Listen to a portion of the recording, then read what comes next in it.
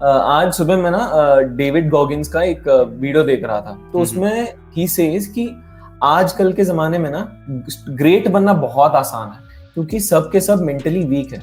Usually क्या होता है, जब विलेज वगैरह में ना कुछ प्रॉब्लम होता है, मेंटल डिसऑर्डर होते हैं, तो वो पहले क्या करते हैं, वो जाके मंदिर में किसी को दिखाते हैं वहां पे। हाँ, उनको लगता है कि ये कुछ करेंगे तो मैं ठीक हो जाऊंगा। तो जो कॉम्पिटिटिव एग्जाम्स की तैयारी कर रहे हैं उनको अपने एग्जाम्स के प्रेशर को कैसे हैंडल करना चाहिए। जब मैं ऑटो रिक्शा में बैठता हूँ ना, तो मैं हमेशा पीछे नहीं बैठता, ऑटो रिक्शा के साइड में बैठता हूँ और मैं हाँ, कंधे पे हाथ रख के उससे पूछता हूँ, भाई कैसा रहा तेरा दिन आज, भाई कितनी कमाई हुई तेरी आज, दुखी क्यों है, क्या हुआ, स्माइल करता वरना मैं किराया नहीं दूंगा। इंडियन पेरेंट्स अगर ये समझ जाए कि उनको बच्चों से किस तरीके से बात करनी है, बात तो वो करते हैं फोन पे, हाँ बेटा कैसी चली तैयारी, तेरी पढ़ाई हो गई तेरी, अच्छा और क्या क्या किया आज तूने, ये बात होती है। ये क्यों नहीं पूछते, सच बता तुझे कैसा लग रहा है वहां पे। सपने मार देते हैं यार, मतलब बिस्किट से लेकर बहू तक सब डिसाइड करना है उनको, घर वालों को। आखिरी बार आप रोए कब थे? और बताओ कैसे हो यार, मैंने पूछा ही नहीं, कैसे हो? बहुत बढ़िया, बहुत बढ़िया। आप बताओ, मैं कैसा चल बढ़िया रहा है? हूँ। Firstly thank you so much कि आपने मुझे यहाँ पे इनवाइट किया। कि शायद ये मेरे लिए मेरा फर्स्ट पॉडकास्ट होने वाला है, प्रॉपर। ऐसे तो मैंने बात किया है ऑल इंडिया रेडियो वगैरह पे, लेकिन वहां पे क्या होता है कि 10-15 मिनट ही बात करते हैं। But now this is a 1 hour proper stretch podcast, तो अच्छा लग रहा है। एंड यार आपने प्लेटफॉर्म दिया, इसलिए थैंक यू सो मच। कोई मींस अ जरूरत लॉट। नहीं है, कोई दिक्कत नहीं यार थैंक यू बोलने की, बल्कि थैंक यू तो मुझे बोलना चाहिए कि यार साइकोलॉजी की फील्ड से कोई तो आया। मैं थक गया था यार। अभी वैसे अब तो काफी लोग लाइन पे लग चुके हैं, बहुत सारे लोगों से बात हो चुकी है मेरी, नेटवर्किंग हो रही बढ़िया, है, बढ़िया। तो कोई दिक्कत नहीं है। तो मैं अभी यार आपसे पूछा कि आप कैसे हो, और मैंने ये इसके बारे में काफी अपने पॉडकास्ट में भी जिक्र किया कि हम ना कैसे हो का आंसर है टेम्पलेट में देते हैं, बढ़िया, फैंटास्टिक, ग्रेट, जो कि नॉर्मली होता है। क्यों मैं ऑनेस्टली नहीं बोल सकता कि यार नहीं यार आज मैं ठीक नहीं हूँ, मेरा दिन खराब गया, क्यों नहीं बोल हम्म सकता मैं? क्योंकि वो पैटर्न बन चुका है, मतलब वो बोलने का एक तरीका बन चुका है। जैसे आप उठने के बाद ऐसे गुड मॉर्निंग जो पहले बोलते हो आप, वो एक पैटर्न है ना। तो ऐसे ही ये एक पैटर्न बन चुका है, जब भी कोई पूछता है तो यूजुअली लड़कों में ज्यादा होता ही है। जितना मैंने देखा है, ऑब्जर्व किया है, लड़कों को मतलब क्या ही है, मतलब हाँ बोल देते हैं, हाँ ठीक हूँ भाई वगैरह वगैरह। So that is I think एक पैटर्न है ये, जो थ्रू द लाइन फॉलो होता है। जी जी जी। सही बोला आपने, लड़कों के मामले में ये है, लड़कियों के मामले में नहीं है। अगर उनका ब्रेकअप हो रखा है या फिर वो किसी चीज से नाराज हैं, तो फूट फूट के रो भी लेंगी, और हम लौंडे वो बोलेंगे भाई उल्टे कर सुट्टा दे देते यार। हैं, हाँ हाँ। हाँ, हम लौंडे बोलेंगे एक्सप्रेसिव सुट्टा होते पिला। हैं वो। हाँ हाँ हाँ। हाँ, ये तो है। यार पहले सबसे पहले मैं एक चीज भूल गया, ऑडियंस को बताओ यार थोड़ा अपने बारे में कि आप कौन हो, कहाँ से हो, क्या करते हो, तब उसके बाद आगे बात करते हैं।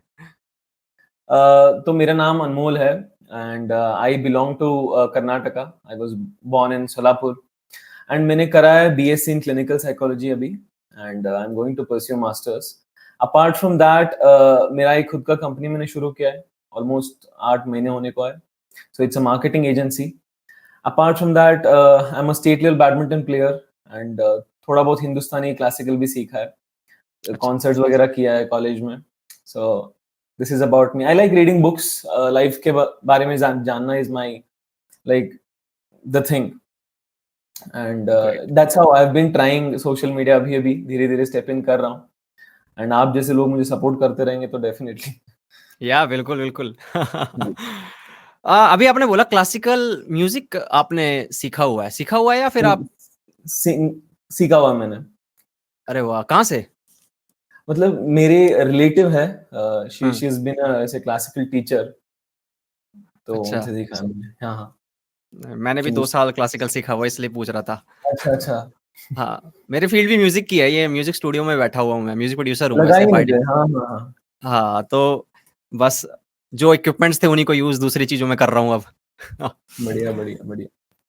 अभी हम ना बात कर रहे थे इसी चीज की, मर्दों वाली बात की, हम लोग ना पैटर्न बना के आंसर करते हैं ज्यादा, हम अपने आप को सही से एक्सप्रेस नहीं कर पाते हैं।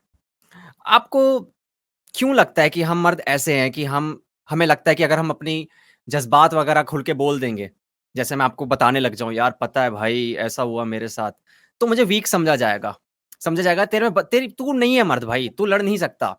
ऐसे मर्द कैसे बात करते हैं? हमारे पापा को देख यार, हमारे पापा वगैरह ने कहाँ से अपने आप को स्क्रैच से नीचे से एकदम बिल्ड किया, इतना कुछ किया। वो अगर ऐसे रोते तो क्या वो हमें पाल पाते? हमें पाल पोस के इतना बड़ा किया, तो तू उनकी तरह क्यों नहीं बन रहा? मर्द क्यों नहीं बन रहा? एकदम स्ट्रिक्ट क्यों नहीं बन रहा? मैच्योर क्यों नहीं बन रहा? तो इसको कैसे देखते हो आप? सी बेसिकली क्या होता है, जब से हम पैदा हुए होते हैं तो लड़कों में डिफरेंट टाइप ऑफ अपब्रिंगिंग रहता है।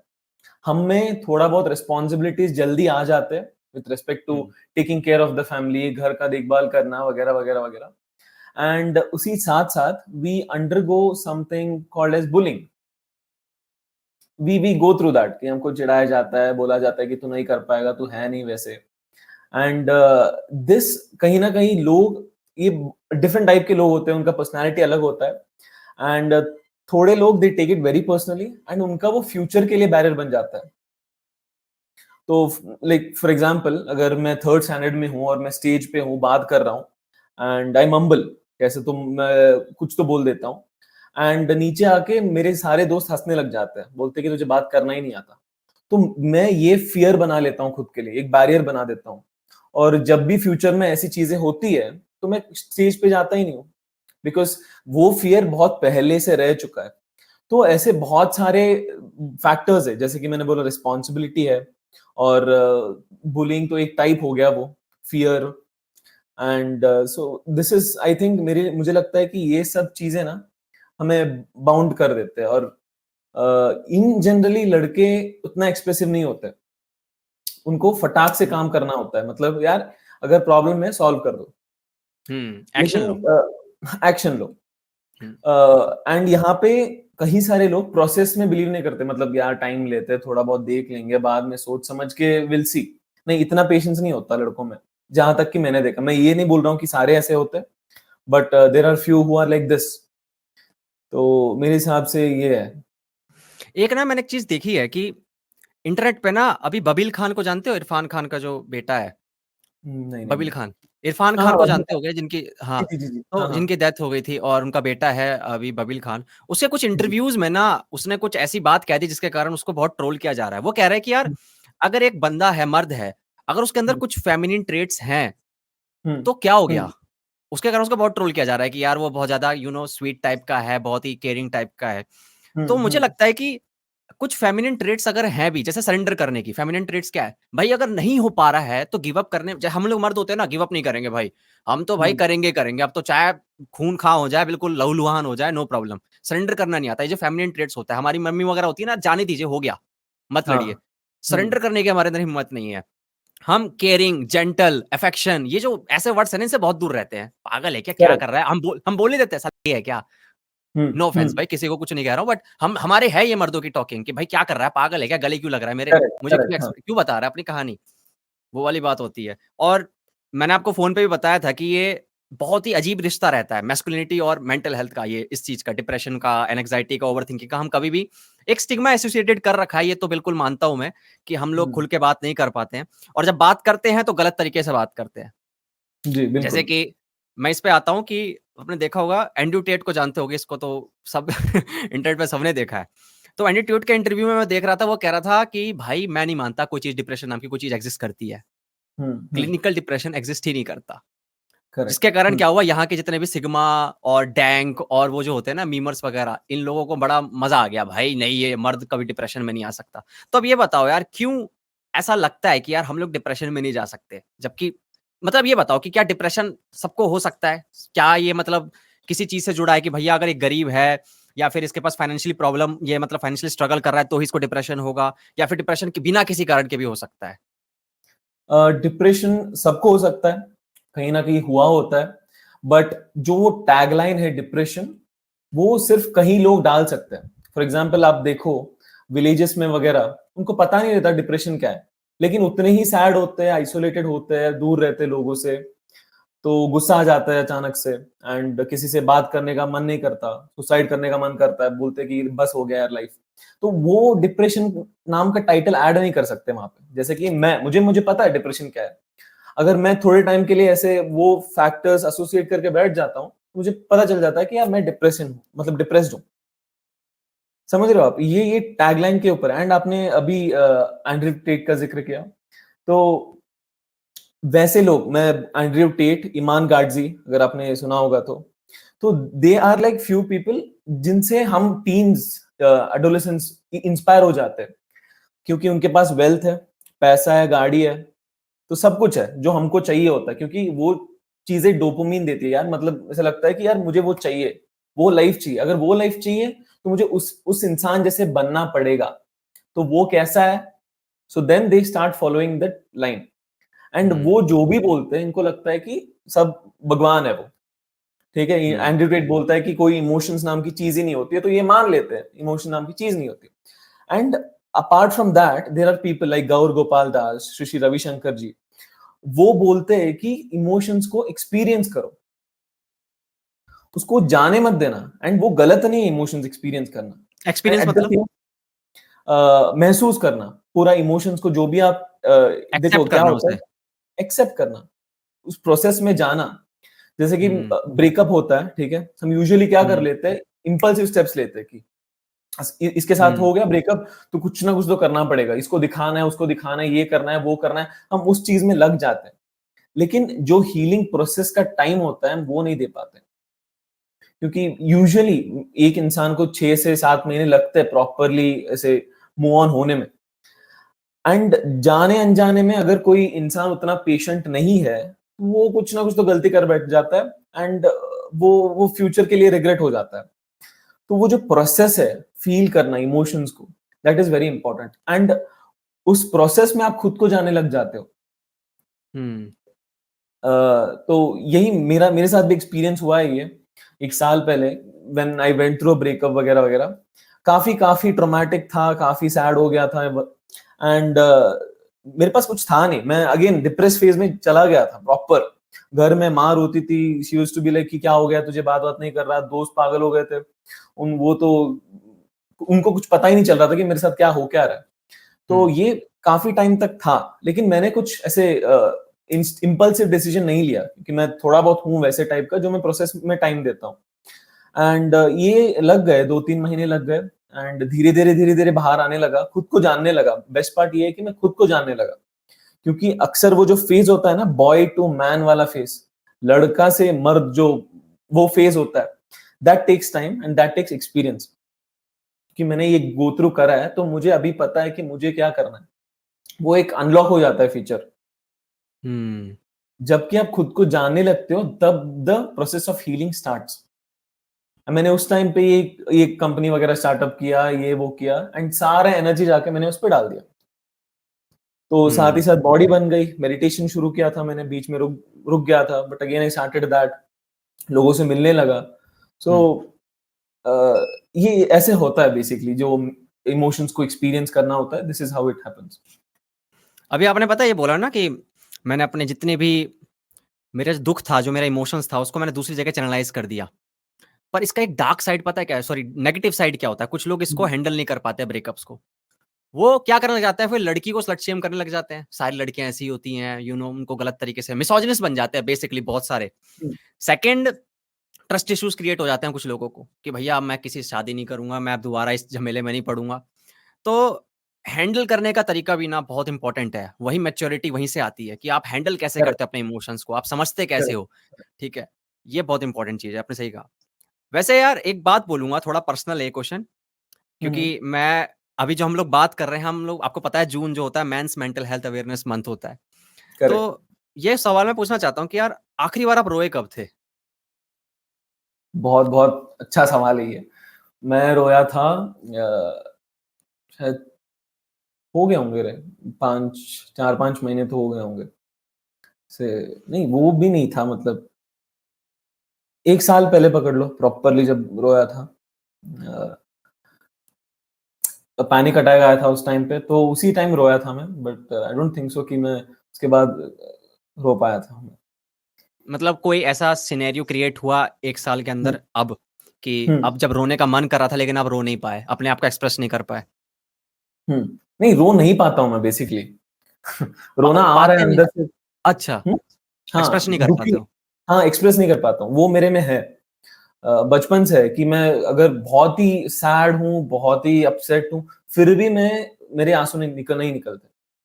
क्यों लगता है आपको ऐसा कि मैं रो दूंगा तो कुछ हो जाएगा? पता नहीं, शायद से ऐसा है कि बचपन में मुझे यूजुअली जब मैं बहुत रोता था तो मुझे बोला जाता था कि मत रो, मत रो, मत रो। एंड ये शायद शायद से मेरे लिए बैरियर बन चुका है कि मैं ज़्यादा एक्सप्रेस नहीं कर पाता हूँ। लेकिन ऑन द अदर साइड ये सिर्फ सैडनेस है जो मैं एक्सप्रेस नहीं कर पाता हूँ। अगर मैं किसी से प्यार करता हूँ, मैं खुल के एक्सप्रेस करता हूँ, उसमें कुछ है ही नहीं इश्यू।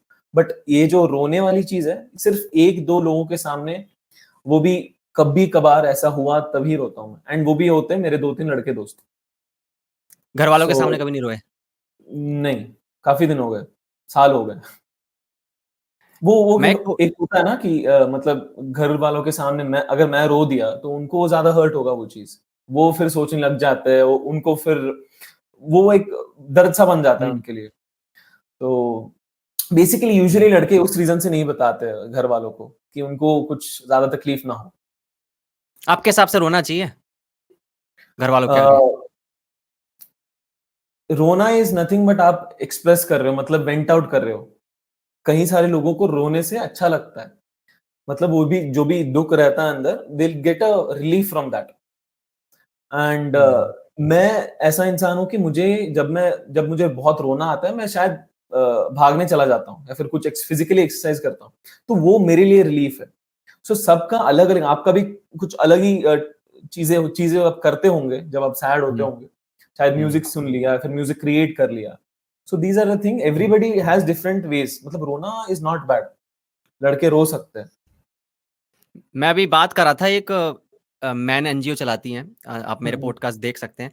हम्म, अंतरा नाम था उनका, वो बता रही थी कि अगर मर्दों को अगर रोना ही नहीं होता, उनको टीयर ग्लैंड से क्यों देता इवोल्यूशन? हमारे पास टीयर हम्म, ग्लैंड ही नहीं होते, अगर हमें रोने की ज़रूरत ही नहीं पड़ती तो। हमारे पास टीयर ग्लैंड्स है तो हम करेक्ट, रोएँगे करेक्ट, भाई, सीधी-सी बात करेक्ट, है। अगर नेचर ने दिया है कुछ तो इसका कुछ सोच समझ के दिया है ना, तो भई अपना बिल्कुल। रोना आए तो रो। मैं भी जी, बता जी। देता हूँ यार, मैंने पर्सनल क्वेश्चन आपसे तो पूछ लिया। मैं आखिरी बार कब रोया था? मैं आखिरी बार रोया था, देखो कितना सोचना पड़ता है हमें कि हम कितना कम रोते हैं।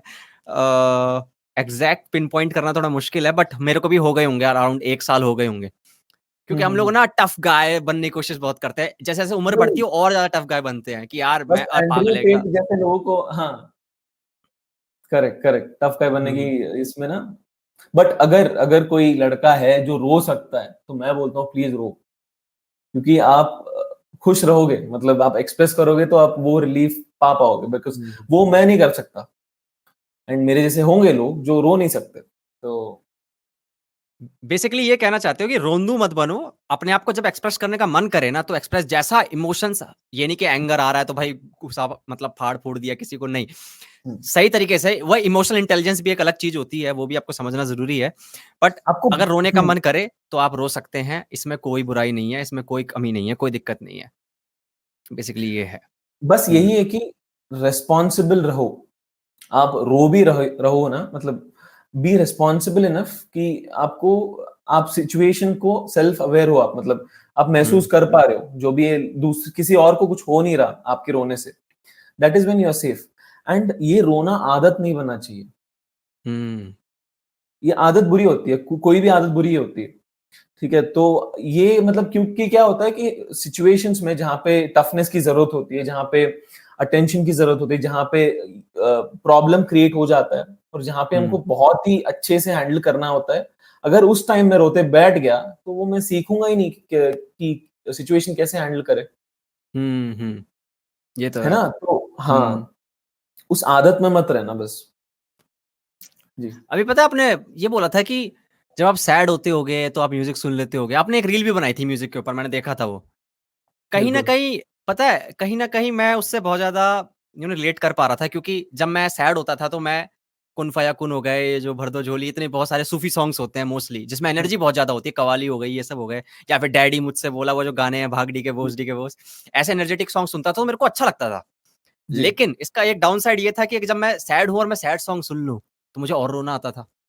तो ये भी है कि हम लोग क्या करते हैं कई बार, उस चीज़ को और इंटेंसिफ़ाई करने के लिए, उस पार्टिकुलर इमोशन को इंटेंसिफ़ाई करने के लिए हम गलत म्यूज़िक सुनने लग जाते हैं। तो आपको करेक्ट। क्या लगता है, क्या म्यूज़िक और मेंटल हेल्थ को कैसे देखते हो आप? जैसे आपने रील में बताया कि म्यूज़िक जो होता है वो कैसे आपकी मेंटल हेल्थ पे असर डालता है, कैसे हमारे ओवरऑल मूड पे असर डालता है। तो हम्म, आप कैसे देखते हो म्यूज़िक की पावर को? आपको लगता है म्यूज़िक के पास वो है पावर? डेफिनेटली मैं ऐसे फैमिली से आता हूँ जो म्यूजिक से रिलेटेड है हम, मतलब मेरे नाना गाते थे, मेरे दादू जी गाते हैं, मेरे पापा गाते हैं, तो ये इनहेरेंटली मतलब मैं गाते ही आ रहा हूँ ऐसे प्रॉपरली अगर देखे तो बचपन से। एंड इसी रीजन से मुझे ऐसा लगा कि मुझे हिंदुस्तानी सीखना चाहिए। It was out of curiosity, माँ बाप ने नहीं बोला कि तू जा, मैं खुद से मुझे लगा कि यार सीखना चाहिए। और गिटार भी सीखने लग गया, थोड़ा बहुत सीखा है मैंने गिटार वगैरह। एंड मैं ऐसा इंसान हूँ, मुझे पुराने गाने बहुत पसंद है। जैसे कि मैंने रील में बताया था, किशोर कुमार, मोहम्मद रफी, लता मंगेशकर। मैं बचपन में उस गानों से रिलेट करता था लाइफ को, इसलिए मैं आज बोलता हूँ मैं बहुत शांत इंसान हूँ। मैं इमोशंस को एक्सपीरियंस करता हूँ और मैं डील कर पाता हूँ सिचुएशन से, इसीलिए बिकॉज उन गानों में मीनिंग था जो कि हम रिलेट कर पाते थे, ठीक है, और वो डायरेक्शन एक ही तरफ जाता था। एंड अभी आप ये नहीं बोल रहा हूँ कि आज का म्यूजिक गलत है, बट समझ रहा हूँ। वो हाँ वो आपको स्ट्रेंथ नहीं देता है उतना। तो जब भी मैं सैड होता हूँ, मतलब डिपेंड करता है कि आप किस टाइप का सैडनेस की बात कर रहे हो। कभी कभार लगता है कि मुझे उसमें घुसना चाहिए, मुझे और सैड बनना है, तो तब हम क्या करते हैं, दर्शन रावल के गाने सुनते हैं, अरिजीत सिंह के गाने सुनने लग जाते हैं। और कभी कभार लगता है कि मुझे इससे बाहर निकलना है, तो आप वरदान सुन लेते हो, यलगार सुन लेते हो, ये ऐसे प्रॉपर ऐसे एनर्जेटिक सॉन्ग सुनने लग हिप जाते हॉप। हैं, हिप हॉप सुनते हो। तो वैसे होता है बेसिकली। एंड जो भी आपको दिमाग में वो सॉन्ग आता है, तो you feel like listening to that song. So this ऐसे काम करता है बेसिकली सिस्टम। बिल्कुल, मैं एग्री करता हूँ। एक्चुअली में क्या होता है, जब भी मुझे रिसर्च वगैरह करनी होती है, मैं काम-वाम कर रहा होता हूँ, तो मैं बैकग्राउंड में ये म्यूज़िक होते हैं ना, लो-फाई आजकल चल रहे हैं काफ़ी, आप देख रहे हैं ट्रेंडिंग में चलते हैं। वो लगा बिल्कुल। लेता हूँ और सीरियसली मेरा कंसंट्रेशन ना बहुत बूस्ट हो जाता है। मैं हम्म। फ्लो स्टेट में तुरंत एंटर कर जाता हूँ। मुझे 3-4 घंटे का पता भी नहीं चलता कि मैंने कितना काम कर लिया और एकदम बढ़िया काम हो पाता है। तो मुझे लगता है म्यूज़िक का एक बहुत अच्छा रोल है हमारे ओवरऑल मूड को अ, सँभालने में।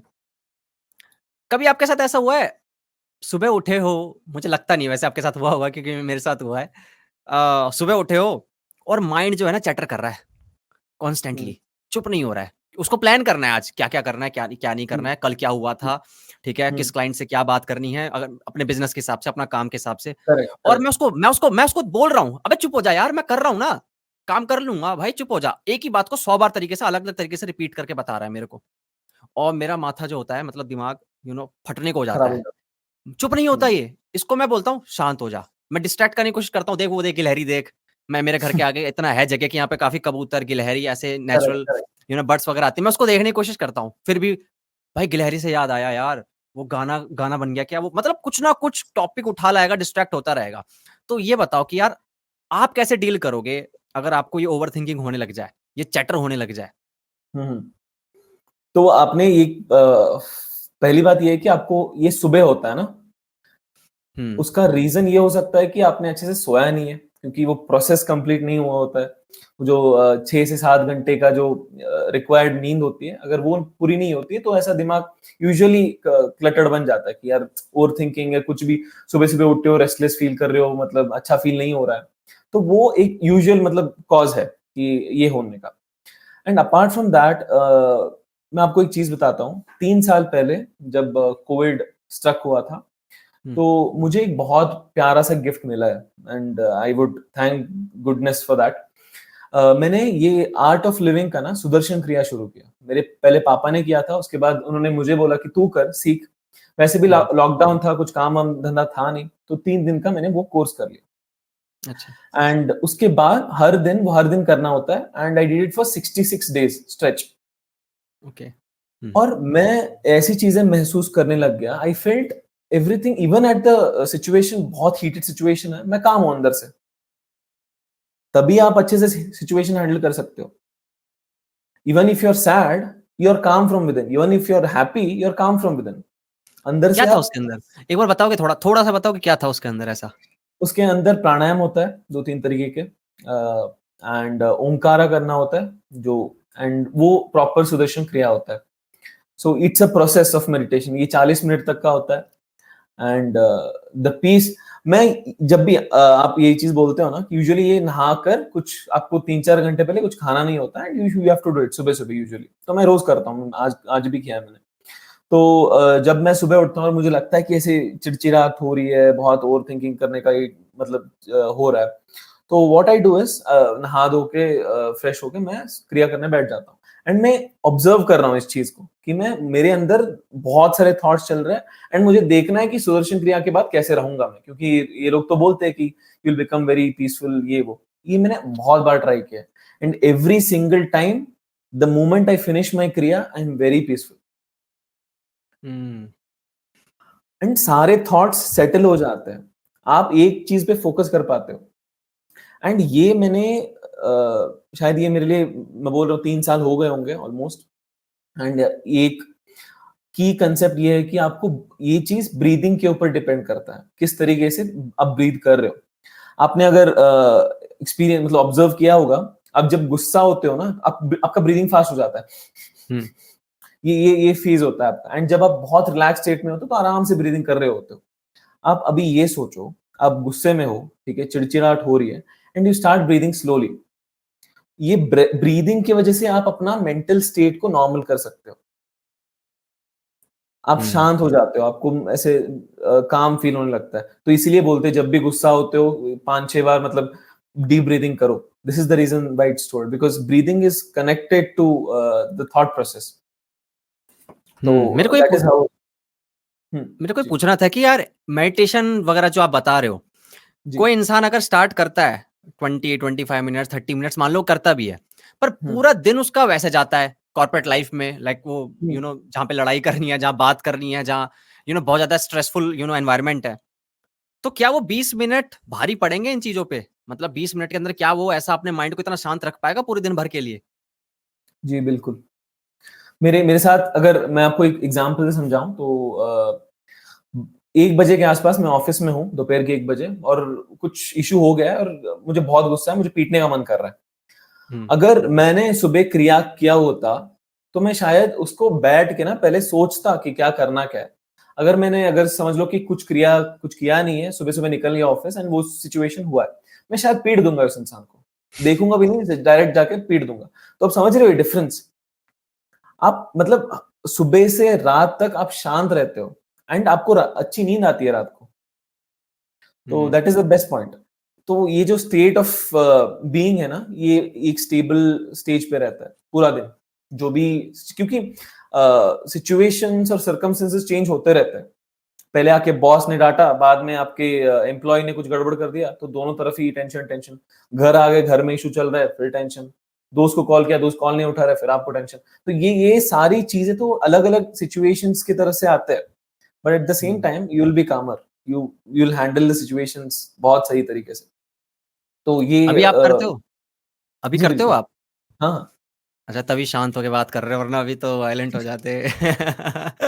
लेकिन आपको ऐसा लगता है कि ये एक तरीके का नाव है और हम लोग हम्म नाव में बैठे हुए हैं, हम जा ही नहीं रहे किनारा, हमें पार करनी है नदी। मेडिटेशन क्या है? हम्म ये संदीप महेश्वरी के सेमिनार में सुना था मैंने कि ये नाव है, अभी तुम नाव हम्म पकड़ के बैठ गए। मेरे को तो हम्म भैया सिखाने था ना कि भाई मैं कैसे अपने थॉट को देखूं, जब भी कोई ऐसी सिचुएशंस क्रिएट हो तो मैं रिस्पॉन्ड तुरंत ना करूं, मैं एक बार इतना अवेयर हूं कि मुझे पता रहे कि हाँ भाई मैं क्या फील कर रहा हूं अभी। तो हम्म ये सब चीजें जो है, मुझे लगता है मेडिटेशन करते करते आपको जब आ जाए तो उस नाव से उतर जाना चाहिए आपको। हम्म तो अभी आपने बोला कि आज मैं नहीं करके गया क्रिया, तो क्या मैं आज मैं इसको पीट देता? तो हम्म। क्या आपने अभी तक अपने नाव पकड़ रखी है, नाव में बैठे हुए हो? नहीं नहीं नहीं, ये शायद मैं बोल सकता हूँ कि अगर जो पहले अनमोल था और क्रिया हम्म करने मतलब मेडिटेशन के बाद जो अनमोल है, उसमें बहुत अंतर है। अगर मैं पहले वाला अनमोल होता तो मैं शायद कर देता वो चीज, बट अभी मैं काफी सिचुएशंस को अच्छी तरीके से हैंडल करता हूँ। एंड आप बताओ, आप एक इंसान बेसिकली कितने टाइम तक शांत रह सकता है? अभी अभी पूरा जनरेशन सोसाइटी चेंज हो चुका है। अपन हम्म को रील्स पसंद है क्योंकि वो 30 सेकंड में हमको डोपामिन दे देता है, उतना हैप्पीनेस मिल जाता है अपने को कि यार फिर से नेक्स्ट रील। इसमें हम्म घंटे निकल जाते हैं। करेक्ट। तो इससे क्या पता चल रहा है कि अपना अटेंशन स्पैन है जो है बहुत कम हो चुका है। एंड इसी, अगर आप 3 4 5 अगर 10 रील देखते हो एक ही टाइम पे, तो अलग अलग थॉट्स रहते हैं आपके दिमाग में जो एक ही हम्म टाइम पे घुसते हैं। सोचो, ठीक है। एंड जो इंसान 10 मिनट के लिए शांत नहीं रह सकता है, वो पूरा दिन चिड़चिड़ रहेगा, वो उसको उसके लिए ओवर थिंकिंग इज नथिंग, ऐसे ऐसे ओवर थिंक करने लग जाता है इंसान। बट अगर आप शांत रहने की मेडिटेशन मत करो, ठीक है, आप शांत रहने की प्रैक्टिस करो। कोई भी म्यूजिक लगा लो, चुपचाप बैठो, आपके जो भी थॉट्स आ रहे हैं उसको एक्सपीरियंस करो। ज्यादा नहीं, 5-10 मिनट से शुरू करो। आपको जो भी एक्सपेरिमेंट करो अपने खुद से, एंड आपको रिजल्ट दिखने लग जाएंगे।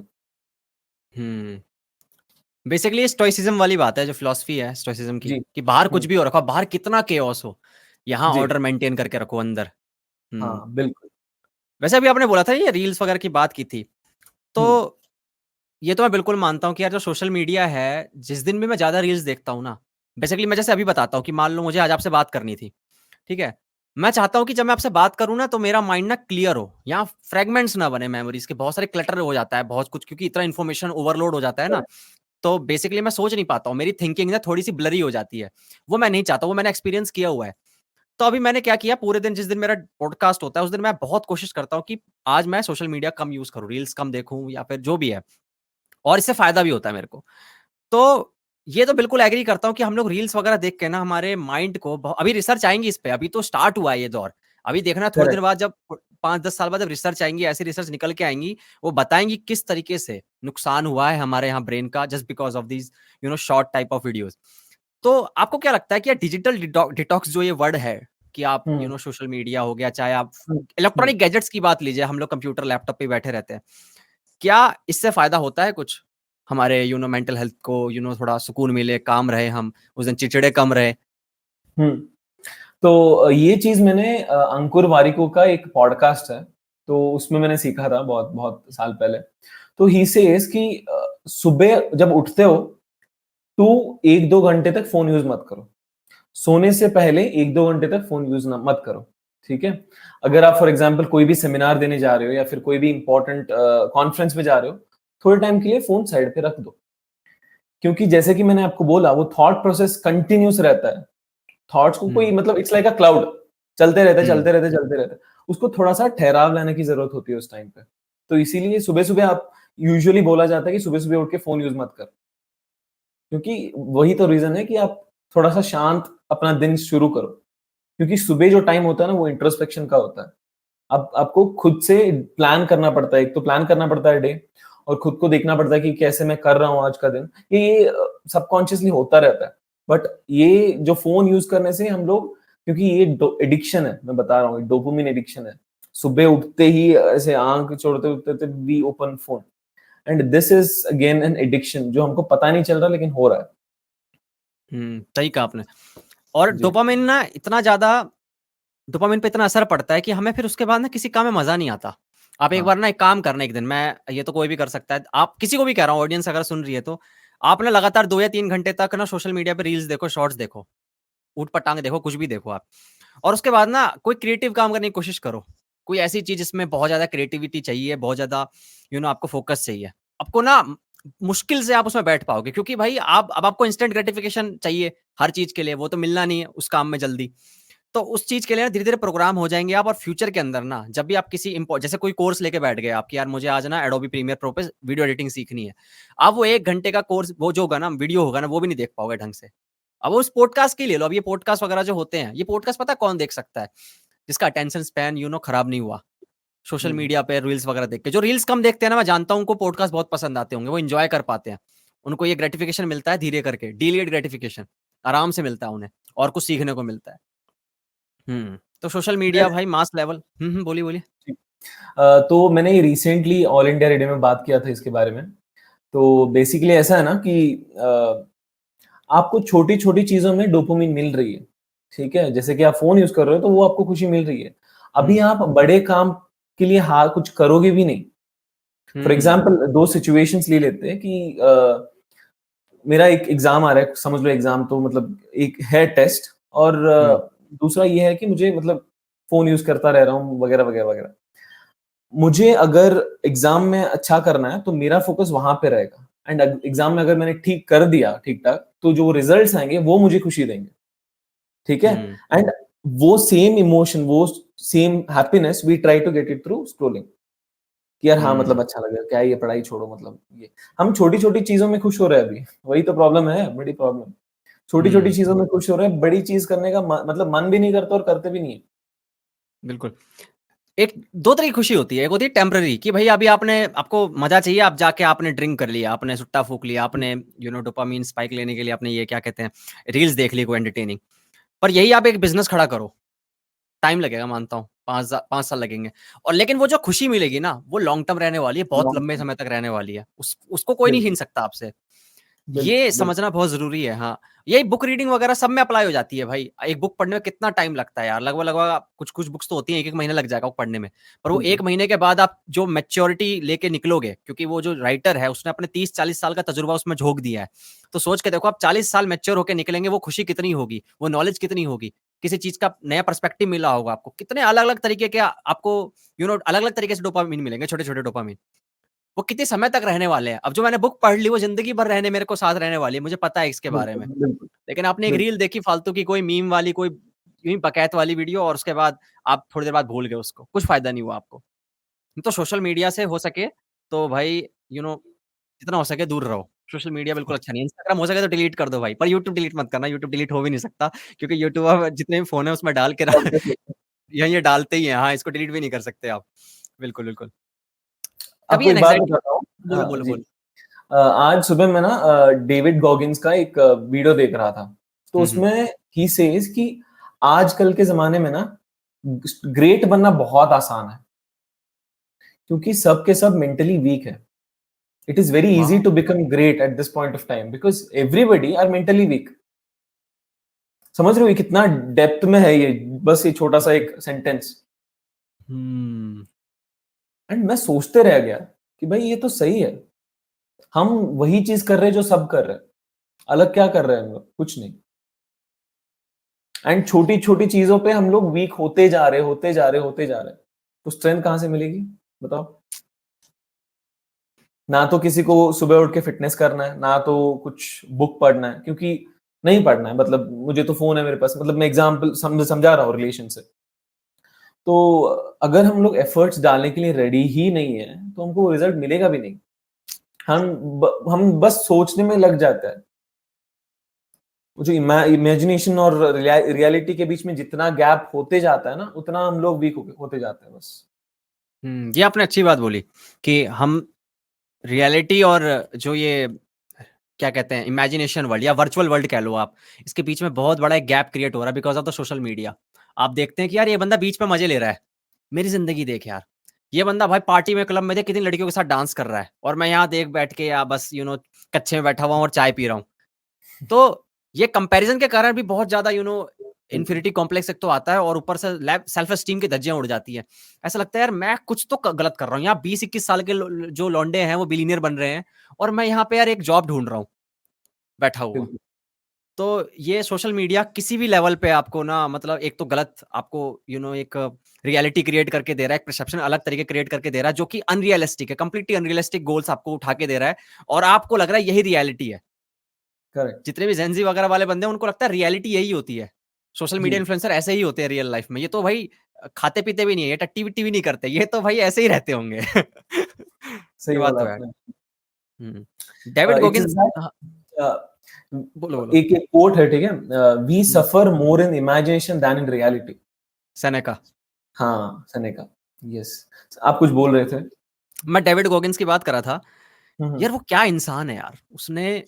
उसके जितना मेंटली टफ इंसान मैंने नहीं देखा। पता नहीं यार मैं गलत तो नहीं हूँ, पता नहीं मैंने किसके पॉडकास्ट में सुना था उसकी एक बात को। हुँ, वो हुँ। नहीं कह रहा था, कोई बंदा बता रहा था। वो कहता है कि मैं रोज़ सुबह उठ के कितने किलोमीटर भागता है वो? आपको कुछ पता है वैसे? कितने किलोमीटर भागता है वो?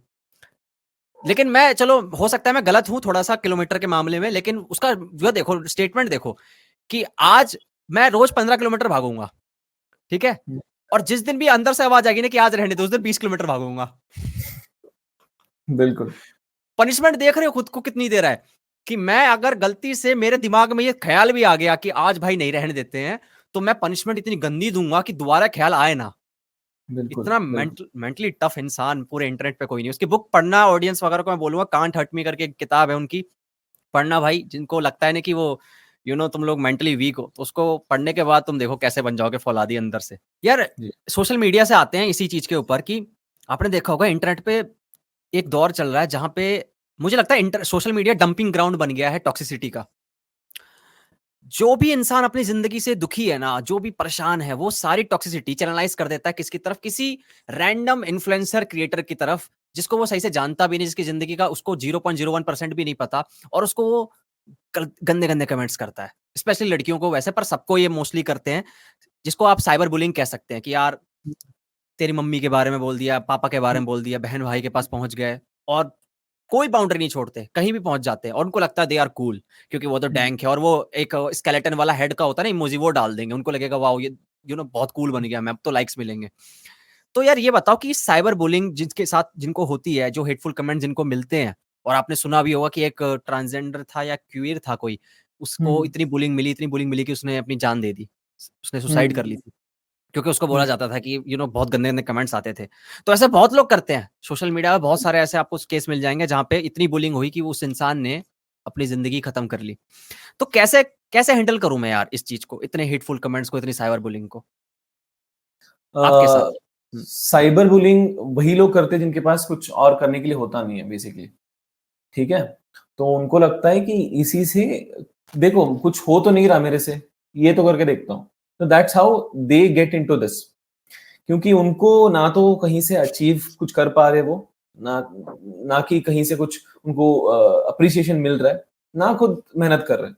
उनको चाहिए कि आसानी से मुझे कुछ बनना है, and they start doing all of this bullshit, ठीक है? एंड जो विक्टिम होते हैं इसके, आज भी मैं कुछ यूट्यूब देख रहा था जिसमें एक लड़की थी, उसका एक फोटो डाल दिया गया था सोशल मीडिया पे वगैरह वगैरह, एंड काफी ट्रोल वगैरह बुली वगैरह किया था। तो ये ना लोग बोलते नहीं है, लेकिन ये ऑलमोस्ट होता है लोगों के साथ, एंड ये हम लोग अंदर अंदर छुपा के रखते हैं जस्ट बिकॉज हम डरते हैं कि यार अगर उस इंसान ने कुछ और कर दिया ना तो मेरी लाइफ बर्बाद हो जाएगी। समझ रहे हो आप? तो यही चीज है कि आपको मेंटली, देखो मैं एक अगेन सेम पॉइंट पे आता हूँ कि आपको मेंटली फिट रहना है इस चीज में, ठीक है? प्रिपेयर्ड रहो, कुछ भी हो सकता है लाइफ में, अब बस प्रिपेयर्ड रहना है आपको।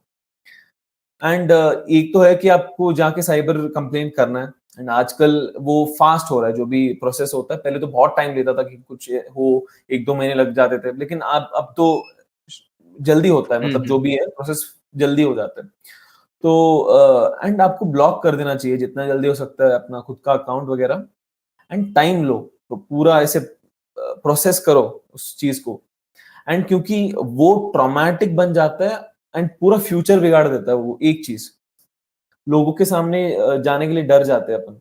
हमको लगता है कि यार अगर मैं इसके सामने जाऊंगा तो वो मुझे कुछ और समझ बैठेगा, and that's how they stop living their life. हमको ये समझना है यहाँ पे कि ये चीज गलत हुआ है मेरे साथ, लेकिन मुझे इससे डील करना है, मुझे इससे भागना नहीं है। एंड डेफिनेटली अगर कोई इस चीज से गुजरता है तो उसको थेरेपी लेने की जरूरत होती है। उसको मतलब उसको शेयर करना है चीजें, उसको प्रोसेस करना है, क्योंकि सुनने वाला तो होता है नहीं, तो इसीलिए काउंसलर के पास जाते हैं अपन, जिसके पास कान होते हैं मतलब। हम्म, तो बेसिकली उसका काम क्या होता है कि वो सुनते हैं अच्छे से, एंड आधे के आधे प्रॉब्लम्स वहीं पे सॉल्व हो जाता है। हम्म, इंसान का most of the problem is solved when somebody listens to that person. तो ये चीज है बेसिकली, जब जब आपको बोलने का मौका देते हो ना, मतलब वहां पे आप लाइक रो देते हो, पूरा एक्सप्रेस कर देते हो, ब्रेक डाउन होता है, बट उसके बाद आपको एक हल्की सी सेटिस्फेक्शन फील होती है कि यार मैंने ये तो बोल दिया। एंड हम्म, उसके बाद जो भी गाइडेंस मिलता है वो धीरे धीरे आप एक्सेप्ट करने लग जाते हो, एंड चीजों को डील करने लग जाते हो। तो बेसिकली ऐसे थेरेपी वगैरह ऐसे काम करते हैं। एंड आपको अगर ऐसा कुछ हुआ है तो डेफिनेटली आप the first step should be complain करो, एंड थेरेपी के लिए देखो। जी। हम्म। आपने थेरेपी ली है कभी? नहीं, खुद से कभी नहीं ओके, लिया। ओके, जी। ओके। कभी लगा कि जरूरत पड़ेगी यार मुझे, कि मेरे साथ हो रहा है कुछ और मुझे थेरेपी चाहिए? लगा था, मतलब पिछले साल ही लगा था कि ऐसा लगा कि यार अब तो कुछ नज़र ही नहीं आ रहा, मतलब बहुत सैड हो चुकी है लाइफ, कुछ हो नहीं रहा लाइफ में वगैरह वगैरह। तो उस टाइम पे लगा कि यार थेरेपी ले लेना चाहिए था। हम्म, बट अगेन सच बताऊं तो उस टाइम मेरे पास पैसे थे नहीं, थेरेपी जितना मैं अफोर्ड कर सकता था उतना थे नहीं मेरे पास पैसे। तो ऐसे ही धीरे धीरे मतलब मैं उससे बाहर निकल गया। तो अभी तक मैंने हम्म। लिया नहीं है थेरेपी। जी। मतलब पैसे की कमी के कारण टालना पड़ गया। हाँ, पर हाँ। एक रीज़न ये भी है। तो मैं इस ये मैंने फ़ोन पे भी आपको बोला था कि जी, जी, जी, जी। पिछ हुँ, मेरे साथ पिछले साल जब हुआ था, जब मुझे सीज़नल डिप्रेशन हुआ था, हुँ, तब मेरे अकाउंट में ₹37 थे। और ये मैं बोल रहा हूँ इंटरनेट पे बोल रहा हूँ। मैं क्योंकि मैं उस समय इतना क्योंकि मेरी हालत क्या थी कि कुछ ऐसे इंसिडेंट हुए थे जिसमें मेरा थोड़ा नुकसान हो गया था मेरे बिज़नेस में गंदा वाला, खर्चे वगैरह हो गए थे और मैं अपने अकाउंट को चेक ही नहीं करता था कि मेरे पास कितने रुपए हुँ, बचे हैं।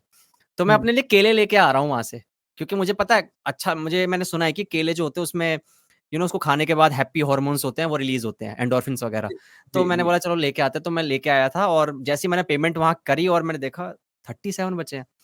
अब मैं थेरेपी कैसे अफ़ोर्ड करूँ?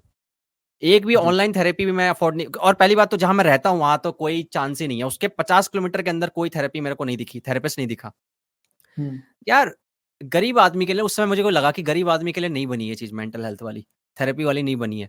अभी हुँ। आपने बोला था ना कि गाँव में भी विलेजेस वगैरह जो होते हैं उसमें भी डिप्रेशन होता है, लोगों को दिक्कतें बहुत सारी होती हैं, जिनको वो अलग नाम दे देते हैं और उनको लगता है शायद वो ठीक है।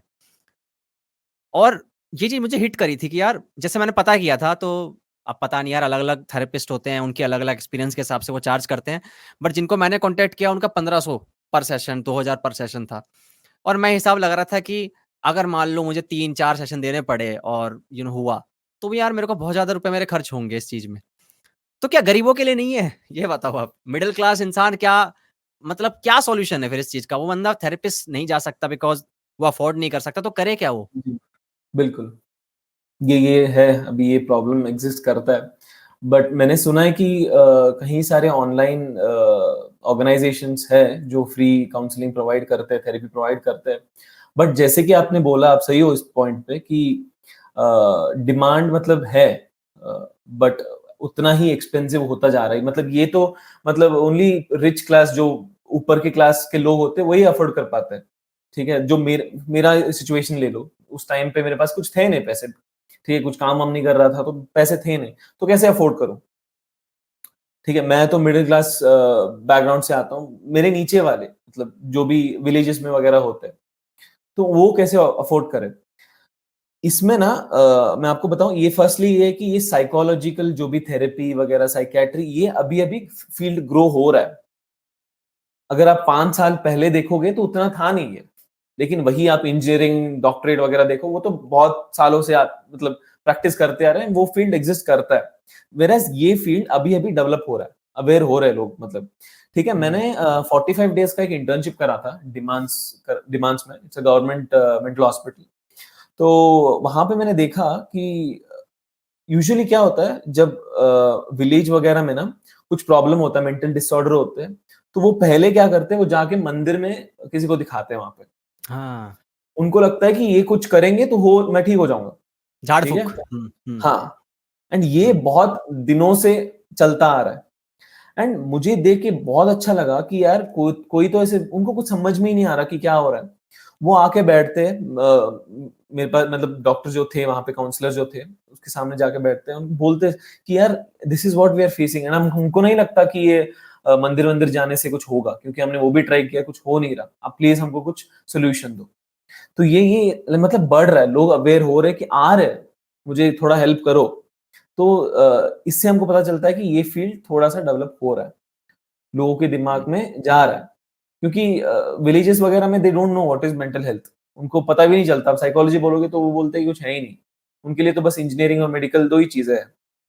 हुँ, तो ये ना धीरे-धीरे डेवलप हो रहा है ये फील्ड, एंड इसीलिए इसका प्राइसिंग भी मुझे लगता है ज़्यादा है। क्योंकि ये हुँ, अभी भी डेवलप हो रहा है। मतलब अब थोड़े बहुत डॉक्टर्स हैं जो फ्री में ट्रीट कर देते हैं लोगों को। बिकॉज़ हुँ, वो जो डॉक्टर का फील्ड है, it's been there since many years, वो एक्जिस्टेंस में है। लेकिन ये जो फील्ड है वो धीरे-धीरे डेवलप हो रहा है, एंड जैसे कि ये बहुत नया फील्ड है, तो इसका डिमांड भी उतना ही रहता है। तो मे हुँ, बी देखो, मुझे मुझे अगर जेन्युइनली आप मुझे पूछोगे ना, मेरा यही इंटेंशन है कि मैं मेंटल मैंने साइकोलॉजी करा है, लेकिन मुझे इससे पैसे नहीं कमाने हैं। हुँ, इससे मुझे कुछ कंट्रीब्यूट करना है सोसाइटी को, एंड मुझे बनना है एक एंटरप्रेन्योर, मुझे बिज़नेस में ज़्यादा इंटरेस्ट है। तो वो भी मैं कर रहा हूँ बेसिकली। बट ये चीज़ मुझे इसलिए करना है ताकि मैं लोगों के मेंटल हेल्थ को अच्छे से रख सकूँ, क्योंकि वो that is the biggest problem one can solve, making somebody mentally fit. तो आई होप कि ये इसका भी सोल्यूशन निकले धीरे धीरे से, थेरेपी वगैरह सबको मिलने का आई मीन ऑप्शन रहे, इजीली अवेलेबल हो, तो ताकि एवरीथिंग इज गुड। जितने भी ये लोग कॉम्पिटिटिव एग्जाम्स की तैयारी कर रहे होते हैं, जी आप कोटा को ले लीजिए जहाँ, और यूपीएससी की तैयारी जहाँ दिल्ली में चलती है, जितने भी लोग तैयारी कर रहे होते हैं, कभी उनकी शक्ल देखना आप, क्योंकि मैं कोटा गया था, मेरे को भेजा गया था पढ़ने के लिए, तो मैं उस इंसान को, ये मैं पॉडकास्ट में बता चुका हूँ ऑलरेडी, कि वो खाने वक्त भी बहुत सोच रहा है कैसे दूंगा एग्जाम्स, सर ने आज जो बताया वो याद है कि नहीं, अब एग्जाम करेक्ट कब है, कब पेपर होगा। तो यहाँ पे ना जो वो 3 वाली बात है, ये प्रेशर कुकर बना देते हैं यहाँ पे। और उसके बाद क्या होता है, जब वो देखता है कि यार मेरे से नहीं हो पाएगा, और मम्मी पापा वगैरह जो है वो एक्सपेक्टेशन लेके बैठे हुए हैं, बेटा हमने तो पैसे लगा दिए, अब तो तू ही है जो करेगा करेगा, उसके पास क्या ऑप्शन रह जाएगा फिर। आपने देखा होगा, आप न्यूज़ पढ़ो, बेसिकली कितने न्यूज़ आते हैं सुसाइड्स के, बच्चों के। जी जी जी तो ये बताओ कि जो कॉम्पिटिटिव एग्जाम्स की तैयारी कर रहे हैं, जो कि ऐसा नहीं है कि मम्मी पापा के प्रेशर पे ही बोल रहे हैं, मतलब कभी कभी तो खुद भी डिसीजन लेते हैं कि यार मैं यही कर लेता हूँ यार, क्योंकि और कुछ और ऑप्शंस तो है नहीं ज्यादा, क्योंकि जैसा उसका इंटरेस्ट है। तो जो कॉम्पिटिटिव एग्जाम्स की तैयारी कर रहे हैं, उसको उनको अपने एग्जाम्स के प्रेशर को कैसे हैंडल करना चाहिए। और मैं चाहता हूँ कि आप अपने एक्सपीरियंस से बताओ, जब आप एग्जाम्स देते थे, क्योंकि आप कैसा महसूस करते थे उस वक्त, आपको लगता था कि यार कहीं कुछ गड़बड़ ना हो जाए। सबके साथ होता है इस दुनिया में, मुझे लगता है कोई ऐसा ही कह दे, चाहे वो कितना ही इंटेलिजेंट क्यों ना हो पढ़ने में, एक लेवल ऑफ प्रेशर उसको रहता है, एक लेवल ऑफ डर रहता है उसे कि कुछ गड़बड़ ना हो जाए। तो उस प्रेशर को एक स्टूडेंट कैसे हैंडल करे। ठीक है। ये अगर हम ग्रास रूट लेवल में देखेंगे ना, तो ये फैमिलीज कैसे उस पर डिपेंड करता है। मतलब आप देखो, जिनके पास बहुत सारा पैसा है ना, तो उनको ज्यादा मतलब प्रॉब्लम नहीं होता है। अगर कोई भी विलेज से, मतलब गांव से है, जिसको डॉक्टर बनना है, जिसको एमबीबीएस करना है, तो उसका मेहनत बहुत लगता है वहां पे, एंड उतना ही प्रेशर भी रहता है। ना तो वो ये जो भी रहने वहने का अफोर्ड कर सकते हैं, ना तो मतलब उनको जल्दी कुछ करना पड़ेगा उनके फैमिली के लिए, राइट। तो ये एक प्रेशर बन जाता है, बड़ा सा प्रेशर होता है ये, ठीक है। हर हर दिन ऐसा लगता है कि कुछ करना है करना है करना है, एंड इसी चीज के लिए मैं लगा हुआ हूँ पूरा। दूसरा होता है कि अगर उसी टाइम पे मार्क्स नहीं मिलेंगे, तो अगर एक एग्जाम होता है, बेसिकली एक टेस्ट होता है, तो उसमें मार्क्स बहुत कम आ गए, तो एक और प्रेशर बन जाता है। अब इंसान क्या करे, मतलब घर भी नहीं जा सकता हूँ मैं, और घर पे बोल भी नहीं सकता हूँ, एंड इस सिचुएशन में क्या करूं मैं, मतलब कुछ रास्ता दिखना ही बंद हो जाता है। ऐसा लगता है कुछ है ही नहीं लाइफ में, एंड ऐसा लगता है कि यार जो भी मैंने चूज करा है, ये शायद मैंने गलती कर दी। तो हम रिग्रेट वाले फेज में चले जाते हैं। तो इस टाइम पे अगर अच्छे दोस्त होते हैं, तो वो हेल्प कर देते हैं। अगर नहीं होते हैं, then they take a step, जो आपको पता ही है, सुसाइडल रेट्स वगैरह वगैरह वगैरह। तो इस आपने छिछोरे देखा होगा मूवी, तो उसमें भी सेम चीज हुआ है। इन्होंने like, I am not saying कि पेरेंट्स की गलती यहाँ पे, उनकी गलती है ही नहीं, क्योंकि वहां पे उनको वो चाहते कि उनका बच्चा अच्छे से पढ़े वढ़े और खुश रहे लाइफ में, राइट। लेकिन ये उस बच्चे के लिए प्रेशर बन जाता है कि मुझे यार करना ही पड़ेगा ये। तो उस प्रेशर में आके अगर आप, मैं इसीलिए बोल रहा हूँ कि somebody who is ready to listen, अगर मैं, आप मुझे बोलने का मौका दे रहे हो, तो मैं उतना ही सेफ हूँ। मैं इसीलिए दोस्तों का मैंने जिक्र किया, जस्ट बिकॉज कि आप उनके साथ शेयर कर सकते हो, तो 50% of the problem is solve वहीं पे। लगता है कि यार हाँ, मतलब मैं अभी भी होप है। जिसके पास दोस्त नहीं है, जिसका फैमिली बहुत प्रेशर डाल रहा है, जिसका कोई प्रोग्रेस हो नहीं रहा है, तो उनको, उनके लिए कुछ बचता ही नहीं है तरीका। इस ऐसे लोगों के लिए ना काउंसलिंग और ट्रेनिंग की जरूरत होती है। यूजुअली अभी अभी ना कॉलेज स्कूल में वगैरह स्टार्ट हो गए, हर स्कूल में एक या दो काउंसलर रहते ही है। उनका यही इंटेंट, मतलब यही काम होता है कि देखना कि कोई भी बच्चा ऐसे कोई भी इशू फेस नहीं कर रहा हो मेंटली। पता है, जी ये इंपॉर्टेंट चीज आपने क्या बोली है। अभी तक मैं जितनी भी मैं बात कर रहा है, मैंने अभी तक जितने भी टाइम है, मेरे को एक चीज पता चली है, कम्युनिकेशन इज द की। कुछ भी हो, जी सबसे इंपॉर्टेंट चीज है कि बात करना। आपके पास जी जो भी है, जिसको भी रीच आउट कर सको, दोस्त को, घर वालों को, रिलेटिव्स को, कोई सब्जी वाला है उससे बात। मैं लिटरली मैं ऑटो वालों से बात करता हूँ, पता है आपको। जब मैं रिक्शा में, ऑटो रिक्शा में बैठता हूँ ना, तो मैं हमेशा पीछे नहीं बैठता, ऑटो रिक्शा के साइड में बैठता हूँ, और हाँ मैं हाँ कंधे पे हाथ रख के उससे पूछता हूँ, भाई कैसा रहा तेरा दिन आज भाई, कितनी हम्म। कमाई हुई तेरी आज? दुखी क्यों है? क्या हुआ? स्माइल करता वरना मैं किराया नहीं दूँगा। मैं उससे बात करता हूँ। एक जी। लेवल पे मैं समझता हूँ कि हम मर्द जो है ना भाई अपने बबल में घुसे रहते हैं और एस्केपिज्म हमारा एक तरीका क्या होता है, रात को क्या करेगा, पौआ पिएगा जाके। उसको लगेगा कि हम्म। आज जितना भर लोड मेरा डला है मेरे ऊपर, स्ट्रेस जो मैंने लिया है उसको ठीक करने का एक ही तरीका है।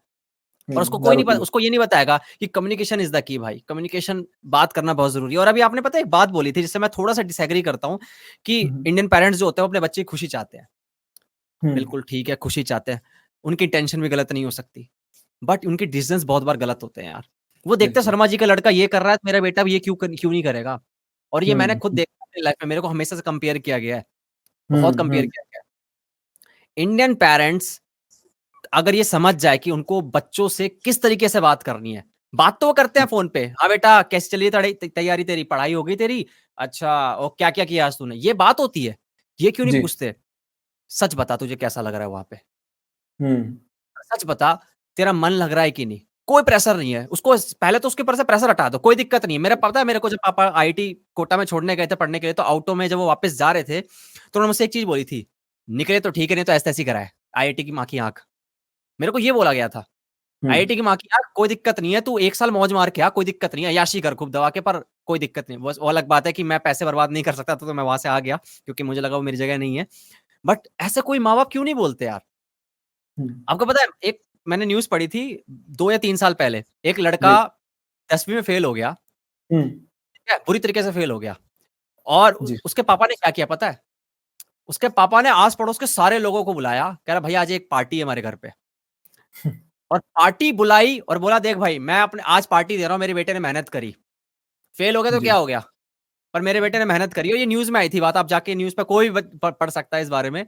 ये बात न्यूज में आई थी कि उसने पार्टी दी क्योंकि मेरा बेटा फेल हो चुका है। अब उस बच्चे का देखो यार, उस बच्चे को क्या लगेगा कि ठीक है यार, माँ बाप साथ खड़े हैं ना, मेरे माँ बाप ने बोल दिया ना कि फेलियर को एक्सेप्ट करा जा सकता है। जब मेरे माँ बाप ने मेरे फेलियर को एक्सेप्ट कर लिया तो क्या दिक्कत है। वो इंसान बिल्कुल। आगे करेगा कि नहीं, कुछ ना कुछ तो करेगा लाइफ में।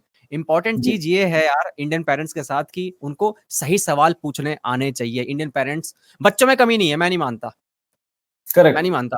बच्चों को क्या हम्म। पता, वो तो नए आए हैं भाई, उनको कौन सा ब्लूप्रिंट पकड़ा के दिया था तुमने कि ये लो ये दुनिया होती है, ऐसी ऐसी बातें करनी होती है, इस तरीके से दुनिया चलती है, उनको नहीं पता।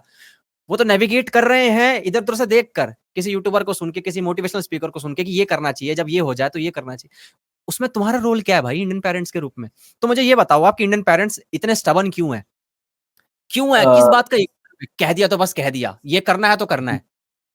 जी। जी। बिल्कुल बिल्कुल, मैं समझ गया आपका। एक तो होता है जनरेशन गैप। ठीक है, हम हम्म। इस गैप को थोड़ा अच्छे से समझ लेते हैं।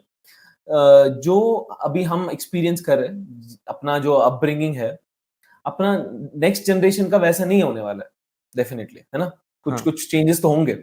जैसे सिमिलरली अपने पेरेंट्स का अपब्रिंगिंग तो अलग था, नो कंपैरिजन।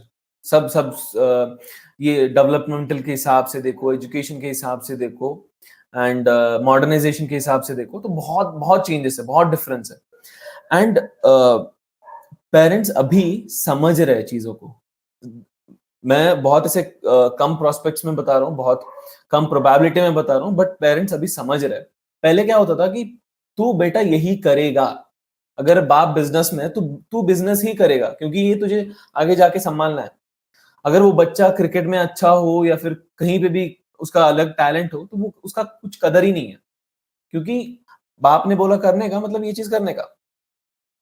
वो डोमिनेंसी तो रहती ही थी, क्योंकि पापा है मतलब सारे उनको वो रेस्पेक्ट मिलता ही था, एंड वो चीज हमको सुनना पड़ता था पहले। लेकिन अभी क्या होता है कि अभी थोड़ा सा अपने को कंफर्ट मिल गया है कि हम सोच सकते हैं। हम जाके पापा को बोल सकते हैं, पापा देखो आप इंजीनियरिंग बोल रहे हो, इसका फ्यूचर ये है, और साइकोलॉजी मुझे जो करना है उसका फ्यूचर ये है। एंड अगर मैं साइकोलॉजी करूंगा तो मैं खुश रहूंगा, आपको भी खुश रख पाऊंगा। अगर आपने 3 इडियट्स देखा होगा ना, तो उसमें लास्ट फरहान जाके उसके पापा को बोलता है, पापा मुझसे नहीं होगी इंजीनियरिंग, मुझे फोटोज खींचना अच्छा लगता है, मैं 15,000 कमाऊंगा लेकिन उसमें आपको खुश रखूंगा। एंड ये बहुत कम प्रोबेबिलिटी में है, लेकिन ये थोड़ा थोड़ा सा चेंजेस आ रहे हैं बेसिकली।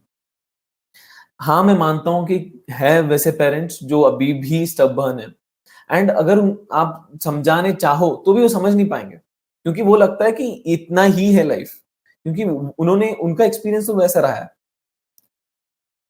राइट? तो वो भी यही बोलते हैं कि यार तुझे भी यही करना है, वरना तू यही गलती करेगा जो मैंने किया था। तो ये प्रोटेक्शन के तौर पे भी आता है, लेकिन ये चीज में वो स्टबर्न हो जाते हैं कि उनको मतलब वो बोलते ही है कि तू मत कर। हम्म तो यहाँ पे मैं बोलता हूँ कि अगर व्यूवर्स के लिए बोल रहा हूँ, दोनों साइड एफर्ट इंपॉर्टेंट है। मुझे मुझे यही सिखाया गया है कि तू समझा मुझे अच्छे से, मैं हाँ बोल दूंगा, तू अच्छे से समझा, मुझे कन्विंस कर। एंड वो जो ओपननेस होता है चीजों को एक्सेप्ट करने का, वो पेरेंट्स में आना चाहिए। और आपको सारे सिचुएशन को देखते हुए, नजरअंदाज करते हुए, ये चीज उनको समझाना है कि आप खुश रहोगे और उनको खुश रखोगे। तो ये एफर्ट का काम होता है यहाँ पे। जी।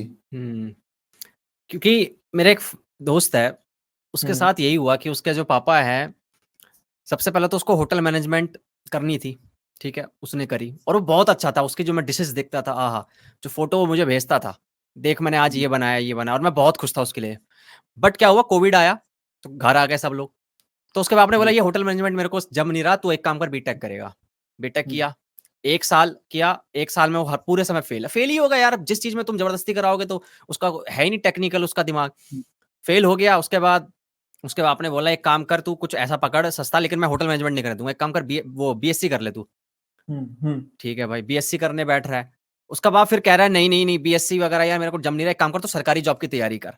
वो कुछ हम्म। नहीं कर पा रहा भाई, वो तो क्या करेगा, घर में डंडा दिखाएगा, उसका बाप बेल्ट दिखाता है कि मैं तेरे को तोड़ दूंगा अगर तूने ये मेरे हिसाब से नहीं, क्योंकि मैं कमा के दे रहा हूँ, मेरी मर्जी चलेगी। वो एक एटीट्यूड भी होता है ना कि मैं कमा रहा जी। हूँ, मेरी मर्जी चलेगी। तो वो ऑथोरिटेटिव जी। फिगर इतना खतरनाक बन जाता है वो बंदा। वो बंदा अब क्या कर रहा है, सरकारी जॉब की तैयारी कर रहा था, वहां पे भी प्रॉब्लम हो गई उसको। वो जॉब जहां पे इंस्टीट्यूट में जाता था, वहां भी फेल हो गया। वो पता नहीं जानबूझ जी। के होता है कैसे होता है, पर हम्म। फेल हो गया। अभी वो बेचारा एक जॉब कर रहा है, बीएससी तो कर ही रहा है ओपन से, अभी एक जॉब कर रहा है। और कहता है यार कोई फ्रीडम ही नहीं है घर में, मैं अपने सपने कैसे, सारे सपने मार दिए उसने अपने, क्या करेगा। उसके सपने खत्म कर दिए, कह रहा है मेरी जिंदगी खत्म हो गई, अब अगले अगर रीइंकारनेशन वगैरह कुछ एक्सेप्ट कुछ होता है ना, अगर एग्जिस्ट करता है, तो नेक्स्ट जन्म में यार मुझे बस कुछ अपने सपने पूरे करने, इस जन्म में मेरे से नहीं हो पाएगा। उसकी जिंदगी खत्म हो गई, कह रहा है मेरी खत्म हो गई, क्या करूं मैं। जी। वो सपने मार देते हैं यार, मतलब बिस्किट से लेकर बहू तक सब डिसाइड करना है उनको, घर वालों को, कि हम डिसाइड बिल्कुल। करेंगे तेरे लिए। बिल्कुल। बिल्कुल। आपके साथ नहीं हुआ ऐसा कभी, पापा ने कभी बोला हो कि यही करना है तो यही करना है, या नहीं फिर? हाँ, नहीं वैसे तो बहुत अंडरस्टैंडिंग है मेरे माँ बाप। तो यही आपने जो बोला था ना कि बेटा फेल हो गया था, उसके लिए पार्टी ऑर्गेनाइज किया गया था। तो मेरा भी ऑलमोस्ट ऐसा ही सिचुएशन था कि मैं बहुत कम मार्क्स लेता था स्कूल में, और अगले दिन जाके मेरे पापा ने मुझे बैडमिंटन में भर्ती करवाई। उन्होंने बोला कि तू खेल, मार्क्स का देख लेंगे। कब और की बात ऐसा है? टाइम, ये जब स्कूल 5th 4th में था मैं। एंड प्रिंसिपल ने पापा को कॉल किया था, ये सिचुएशन पापा मुझे जो हुआ था बोल रहे थे। प्रिंसिपल ने बोला पापा को कि आपका बेटा पढ़ाई में बिल्कुल अच्छा नहीं है, इसको लेके जाओ आप।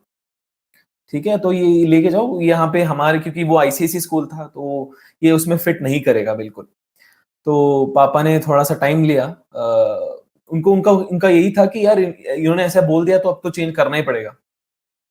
ठीक है, तो उन्होंने स्कूल वगैरह इंक्वायरी करी, पता नहीं उनके दिमाग में क्या आया, तो उन्होंने बोला कि फिर से गए वो प्रिंसिपल के पास। उन्होंने बोला कि मुझे 1 और साल का टाइम दो, अगर ये फिर भी नहीं सुधरेगा तो आप जो बोलोगे वो मैं करूंगा। तो सुधरने का उसी मतलब? दिन।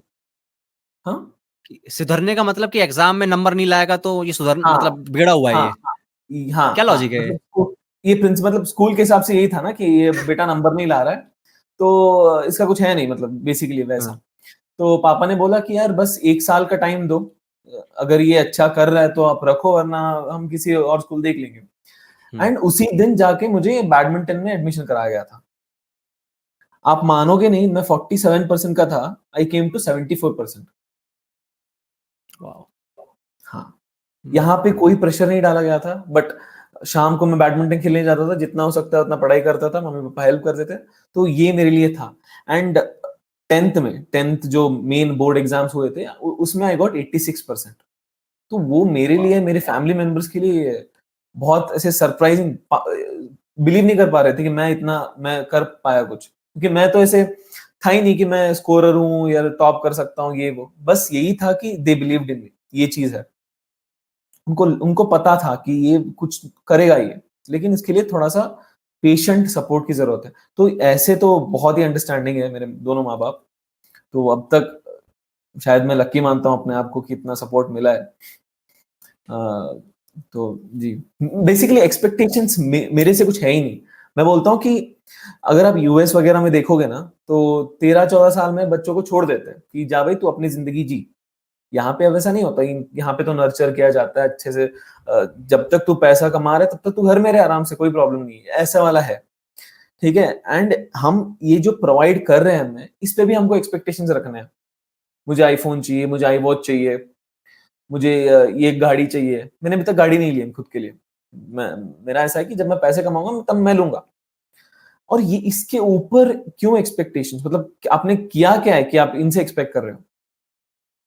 तो ये ना मेरे जैसे एज में जो भी है टीन्स, बेसिकली उनको समझना चाहिए ये चीज कि एक्सपेक्टेशंस खुद से रखो, ना कि आपके पेरेंट्स से। ये मैंने बहुत देखा है, पापा आपको मुझे गाड़ी दिलाना चाहिए वरना मैं स्कूल नहीं जाऊंगा, कॉलेज नहीं जाऊंगा, छोड़ दूंगा, ये वो धमकाने की भी कोशिश होती है।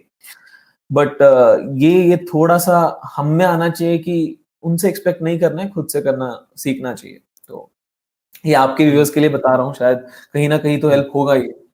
हाँ। अभी आपने पता वेस्ट का एग्जांपल दिया कि वहां पे 13-14 साल की उम्र में उनको छोड़ दिया जाता है, जहाँ पे पार्ट टाइम जॉब जी, कर मैकडोनल्ड्स में कमा। वो पता नहीं कितने रुपए मिलते हैं, $7 $8 पर आवर कुछ होता है। चलो वो तो मैं मानता हूँ कि यार वेस्ट में ये अच्छी चीज होती है कि शुरुआत में बहुत छोटी एज में उनको बता दिया जाता है तो जो अपनी लड़ाई खुद लड़नी है भाई, हम ज्यादा देर तक नहीं रहेंगे। पर उसका एक नुकसान पता है क्या होता है, जो कि मुझे लगता है वहां पे हालत खराब कर रहा है, लोनलीनेस वहां पे क्यों आ रही है। अभी आपने बोला था ना कि यहाँ जॉइंट फैमिली हमारे इंडिया में बहुत अभी भी है, जॉइंट फैमिली का एक जॉइंट फैमिली तो नहीं बोलूंगा, पर मम्मी पापा एटलीस्ट रहते हैं साथ में। वहां पे तो जी, आप देखेंगे मम्मी पापा से अलग ही रहता है बंदा, 15-16 साल 17 साल का हुआ है, कॉलेज लाइफ खत्म हुई है, उसके बाद वो बंदा कहीं जॉब कर रहा है, वो अकेला ही रह रहा है। मैं मान सकता हूँ हो सकता है दोस्त रह रहे हो तो 2-3 साथ, लेकिन फैमिली वालों का साथ होना एक अलग तरीके से देखा जाता है, क्योंकि फैमिली वालों के साथ बहुत कुछ आप शेयर कर सकते हैं कुछ अलग तरीके से। तो आपको लगता है कि मेंटल हेल्थ पे इसलिए असर आता है बहुत ज्यादा, खास करके यहाँ पे आप देखेंगे, मैं इंडिया की बात करूंगा, कॉर्पोरेट लाइफ में बंदे हैं कहीं हैं, वो अकेले रह रहे हैं रूम लेके पीजी लेकर, और फैमिली वालों से सिर्फ फोन पे बात हो पाती है। वो एक फिजिकल जब आप बैठते हैं साथ में तो एक अलग फर्क पड़ता है, जब आप साथ में बैठे सोफे पे बैठ के बात कर रहे हैं और एक कॉल पे बात कर रहे हैं, दोनों में फर्क होता है। तो क्या ये जो लाइफस्टाइल हमारी हो रही है आके अलग रहने की, उसके कारण और मेंटल हेल्थ खराब हो रही है लोगों की, और डिप्रेशन और एंजाइटी और ऐसी चीजों का खतरा बढ़ रहा है? अब देखो, वेस्टर्न कल्चर की बात करते हैं अभी। जो 13-14 साल में निकल जाते हैं बाहर, तो उनको वो प्रॉपरली मैच्योर हुए नहीं रहते। ठीक है, एंड वही लोग हम्म 40-50 ईयर्स में वो पेरेंट्स का खुद मतलब आके ख्याल नहीं रखते। आपने ये चीज तो बहुत कॉमनली सुना होगा कि यार तू अपनी लाइफ जी, मैं अपनी लाइफ जीता हूँ। तो ये कोई रिलेशन है ही नहीं, क्योंकि वो इमोशनल टच और कांटेक्ट रहता ही नहीं है हम्म कि यार इनके लिए थोड़ा सा फील करे। मैंने एक इंटरव्यू देखा था ऐश्वर्या राय का, तो किसी वेस्टर्न रिपोर्टर ने, पता नहीं इंटरव्यूअर ने मॉक किया था, मतलब उसे टॉन्ट मारा था।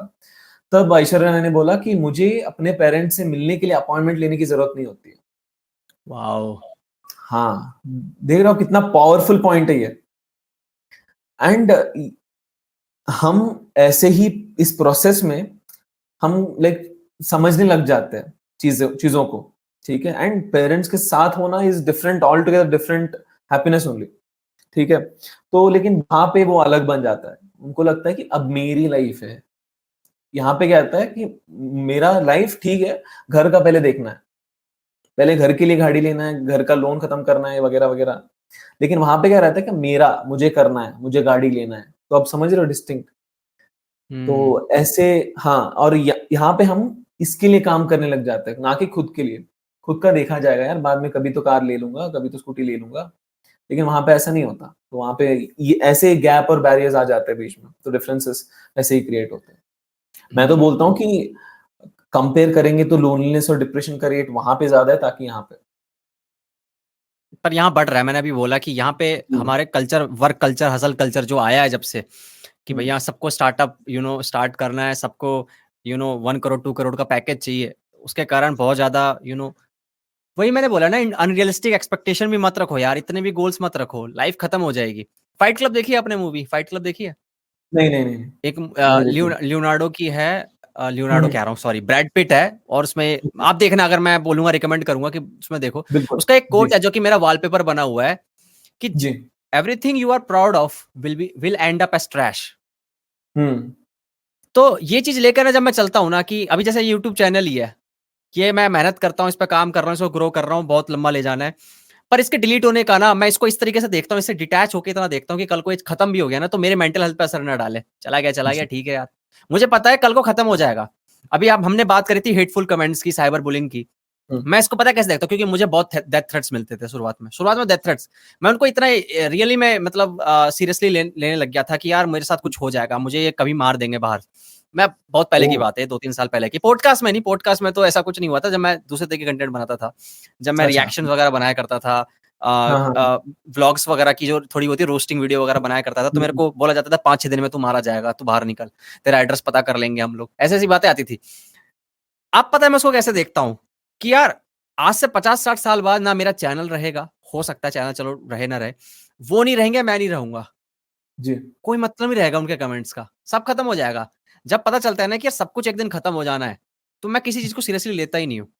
वही वाली बात है कि समझो यार इस चीज को कि यार सब खत्म हो जाएगा भाई, एक दिन एक एस्ट्रॉयड आएगा, सब खत्म कर देगा। तुम किस चीज का गर्व कर रहे हो, किस चीज की टेंशन ले रहे हो? इतनी लाइफ में इतनी सफरिंग्स वगैरह है, मैं मानता हूँ यार, बट घमंड बहुत ही किस बात?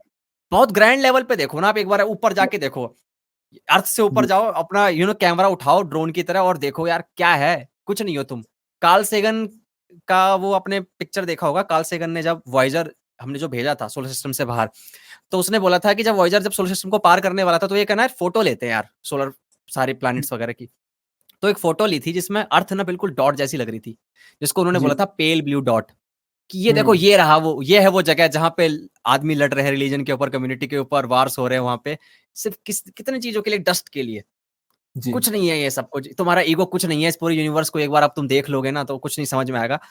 तो ये सब चीजें ना जब आप इस तरीके से देखते हो ना, तब आपको समझ में आता है बहुत सारी चीजें ना मैटर नहीं करती हैं, जिन चीजों को लेकर हम लोग यहाँ पर लोड लेते रहते हैं, बहुत परेशानी लेते रहते हैं। अच्छा एक है ना, थोड़ा सा हटके नहीं नहीं, अलग से आप क्वेश्चन है। हाँ, आप ये चीज बोलने से पहले एक चीज बता दो। हाँ बोलो। अपने स्क्रिप्चर्स में ना, भगवत गीता में बहुत स्ट्रांगली लिखा गया है कि आप डिटैच रहो। कोई हम्म। भी चीज से इतना अटैच मत हो जाओ कि जिंदगी उसी पे डिपेंड करने लग जाए। ठीक है? तो ये हम लोग अभी सिचुएशनली देखते हैं। हम्म। कोई भी इंसान कितना ही खुश रह सकता है बताओ? ज्यादा देर नहीं, उसका भी एक लिमिट होता है। कोई भी इंसान कितना ही दुखी रह सकता है, उसका भी लिमिट होता है। मेरा ही एग्जांपल ले लो, 3-4 महीने बहुत दुखी था, बहुत ही सैड था, लेकिन उसका भी एक टाइम पीरियड रहता है। एक कोट है which says this too shall pass, मतलब ये वक्त भी हम्म। निकल जाएगा। अब किस बात का घमंड है आपको? मतलब ये जो पैसा है अभी, वो शायद कल नहीं रहेगा। ठीक है? उतना अटैच मत हो जाओ पैसों से कि अगर पैसा ही नहीं है तो जिंदगी ही नहीं। हम्म। तो अगर डिटैच लाइफ जीने लग जाओगे ना, तो आप बहुत खुश रहोगे। तो हम्म। जी, आप कुछ पूछ रहे थे। हम नहीं, इसके ऊपर ही मैं और ऐड करना चाहूंगा कि पॉडकास्ट में करा था, जिसकी आपने रील भी देखी थी, जिनसे मैं बात करा था, मीर मीर भाई से। वो भी जी। यही कह रहे थे कि जब हम लोग जान लेंगे ना कि हम कौन है एक्चुअली में, हुँ, सेल्फ को जान लेंगे, तब हमें दूसरों के हिसाब से जीने की जरूरत नहीं पड़ेगी। कि अंकुर वारिको होके कह रहा है कि भैया अगर तुमने 1 करोड़ का पैकेज नहीं लिया तो कुछ नहीं हो सकता। नहीं हुआ भाई, मैं 1 लाख पर मंथ में भी खुश हूँ, कोई दिक्कत नहीं, 50,000 में भी खुश हूँ भाई। जी। ऐसे भी मैंने बंदे देखे हैं जो कि ना इतने हैप्पी रहते हैं ना, मैं सीरियसली कह रहा हूँ, मेरे बिल्कुल दोस्त हैं, मैं उनके घर जब भी जाता हूँ ना, इतना इतना कुछ खास नहीं है उनका, मतलब लाइफस्टाइल जी। उनका, हुँ, पर उनके सबके घर पे जाता हूँ, सब एकदम खुश हैं, हंस रहे हैं, मुस्कुरा रहे हैं और मस्त रह रहे हुँ, हैं जिंदगी। मैंने कहा यार मेरे पास, मैं इतना कुछ सब कुछ कर रहा हूँ अपनी लाइफ में, सही मैं इतना खुश नहीं रह पाता, इनके पास क्या सीक्रेट है?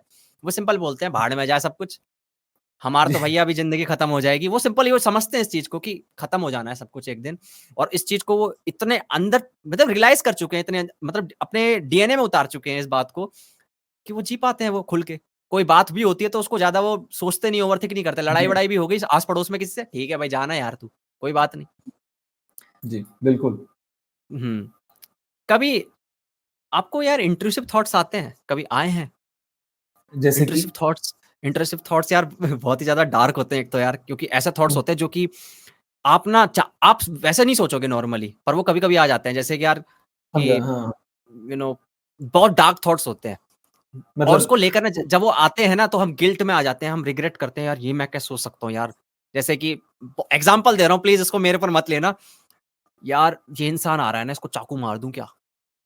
बहुत हुँ, डार्क हुँ, थॉट है। ठीक है, बहुत, हुँ, और ये तो मैं बहुत एक सिंपल एकदम माइन्यूट लेवल बता रहा हूँ, बहुत ही डार्क और थॉट्स आते हैं और ऐसे बहुत से नॉर्मल क्वेश्चंस मैंने देखे हैं, कोरा पे गया, रेडिट पे गया, हुँ, मैं रिसर्च करता हूँ इस बारे में, तो बंदे बता रहे हैं यार ऐसे-ऐसे थॉट्स आते हैं कि दिन भर दिमाग खराब रहता है कि मैं इतना गंदा आदमी क्यों हूँ? तो जी, कभी आपको ऐसे हुँ। थॉट्स आए हैं, इंट्रूसिव थॉट्स आते हैं? इंट्रूसिव थॉट होते हैं एकदम से अपने आप ही आते हैं, वो ये नहीं कि आपने सोचा। आपको आए और आपने एकदम से बोला, ओह माय गॉड! ये मैंने क्या सोच लिया और ऐसा क्यों सोचा मैंने यार, मैं ऐसा आदमी हूँ भी नहीं। तो हुआ है आपके साथ कभी? मुझे मुझे आते हैं लेकिन इतने स्ट्रॉन्ग और डार्क नहीं होते। ऐसा लगता है कि यार कभी-कभार डर लगने लग जाता है कि अगर मैंने मेरे लव्ड वन्स को खो दिया तो। तो इस टाइप के थॉट्स आते हैं मुझे। एंड मैं यूजुअली क्या करता हूँ जब ऐसे थॉट्स आते हैं ना, तब मैं आइडेंटिफाई करता हूँ एक तो कि यार हाँ, मतलब हो जाता हूँ 1 मिनट के लिए रुक जाता हूँ कि यार ऐसे थॉट्स आ रहे हैं।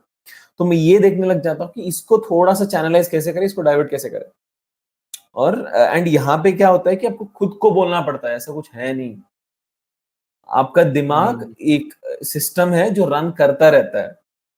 वो रोटेट होता ही हुँ, रहता है। चीज़ों मतलब वहाँ पे मतलब वो जो चीज़ें चलती रहती है बस। उसका कोई रुकावट है ही नहीं। आप अगर अभी चुप रह के अभी आप खुद को बोलोगे कि अभी मुझे कोई भी थॉट नहीं आना चाहिए। वो जो थॉट नहीं आना चाहिए वो ही एक थॉट है। थॉट है। हुँ, हाँ, ठीक है? हुँ, तो बेसिकली यही चीज़ है। बेसिक कांसेप्ट हुँ, ही यही है। हुँ, एंड ये इस ऐसे में डील करता हूँ, मैं चैनलाइज़ कर देता हूँ उसको कहीं और एंड धीरे-धीरे उसको एजुकेट करता रहता हूँ, उस थॉट को एजुकेट करता हूँ कि यार ऐसा नहीं होता है। This is just what you think, okay? And at um, the same time आप अगर मैनिफेस्टेशन और लॉ ऑफ अट्रैक्शन में बिलीव करते हो ना, तो उसमें यही बताया जाता है कि आप जितना एनर्जी उस थॉट को दोगे कंसिस्टेंटली, वो उतना होने के चांसेस बहुत है। फॉर एग्जाम्पल मुझे अभी समझ लो कि मुझे महीने का अभी अगस्त तक मुझे 4 लाख कमाने हैं, ठीक है? अगर मैं उस चीज़ पे एनर्जी डालूँ ज़्यादातर एंड उस चीज़ के बारे में रोज़ सोचूँ एंड साथ ही साथ काम करने लगूँ, तो मेरे लिए बहुत प्रोबेबिलिटी बहुत रहता है कि मैं अगस्त तक 4 लाख कमा लूँगा, ठीक है? तो ये आपको याद रखना है, उस इंट्रूसिव थॉट्स को ना आने मत दो यूजुअली क्योंकि वो हैबिट बन जाता है और आपका ध्यान तो वहीं पे जाता है। ये एक ही चीज़ है जिसको मैं बोलता हूँ ज़्यादा प्रोसेस मत करो। आइडेंटिफाई करो और चैनलाइज़ कर दो। धीरे-धीरे हुँ। हट जाएँगे वो एंड इसको पता है मैं कैसे आपको देख हाँ, बोलो, बोलो। जी। Continue, continue. ये हो गया मेंटली हम इसको ऐसे डील कर रहे हैं, ठीक है? और इसका फिजियोलॉजिकल सपोर्ट कैसे हो सकता है? आप अच्छे से खाना नहीं खा रहे हो, शायद ऐसे भी ये भी रीज़न हो सकता है कि आपके थॉट्स इंट्रूसिव हो रहे हैं। अच्छे से सो नहीं रहे हो, अच्छे से लोगों के साथ रह नहीं रहे हो, आपके एडिक्शंस के ज़्यादा पीते हो, ज़्यादा फूँकते हो, इसकी वज़ह से भी इंट्रूसिव थॉट्स आते हैं। किस टाइप की मूवीज़ वग़ैरह देख रहे हो? अगर आप फिजिकल वर्कआउट कर रहे हो, नहीं कर रहे हो, आप खुद को कैसे जानते हो, सेल्फ अवेयर हुँ, कितना हो, हुँ, सेल्फ कांसेप्ट कैसा है आपका।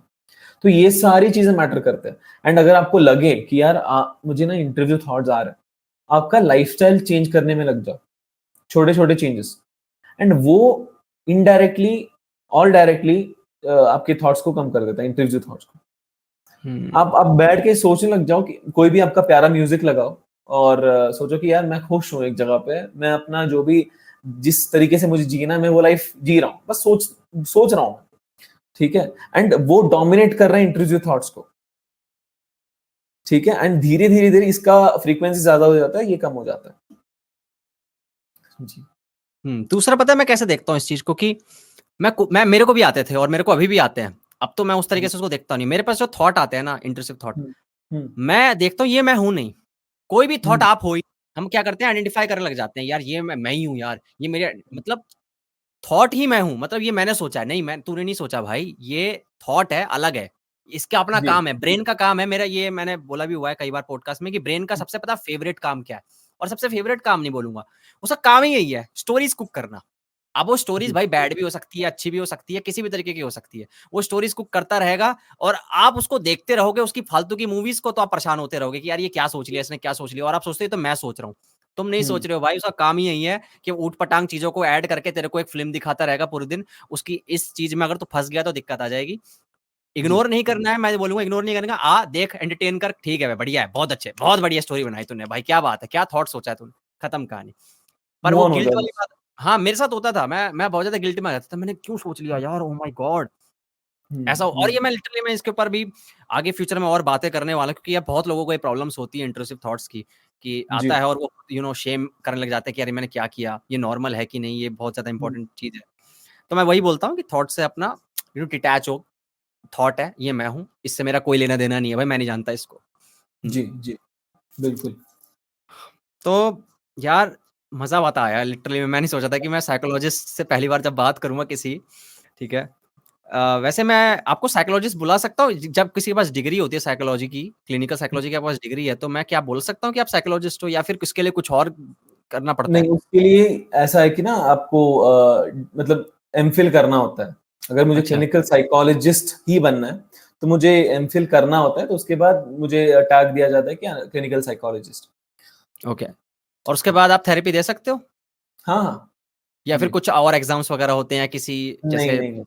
आप एलिजिबल हो जाते हो थेरेपी देने के लिए। ओके। और एक डिस्क्लेमर में यार मुझे डालना था यार शुरुआत में कि हाँ, कि जो भी हम लोग बात कर रहे हैं, अगर आपको कोई भी प्रॉब्लम है, मेंटल हेल्थ इश्यूज़ आपको हो रहे हैं, तो प्लीज़ प्रोफेशनल्स की हेल्प लीजिए, ठीक है? हमने जो बिल्कुल। बात करी, हमने सिर्फ़ डिस्कशन किया है, ठीक है? अगर आपको कोई भी ऐसे इश्यूज़ हो रहे हैं जिससे आप परेशान हैं, तो प्लीज़ जाके किसी प्रोफेशनल की हेल्प लीजिए, उनको सीक करिए, ठीक है? बाकी एंड में कुछ कहना चाहोगे यार? कोई मैसेज देना चाहोगे ऑडियंस को? अ, जितना हो सकता है उतना अपने लाइफ को सिंपल रखो, मतलब ज़्यादा कॉम्प्लिकेट करने की ज़रूरत नहीं है।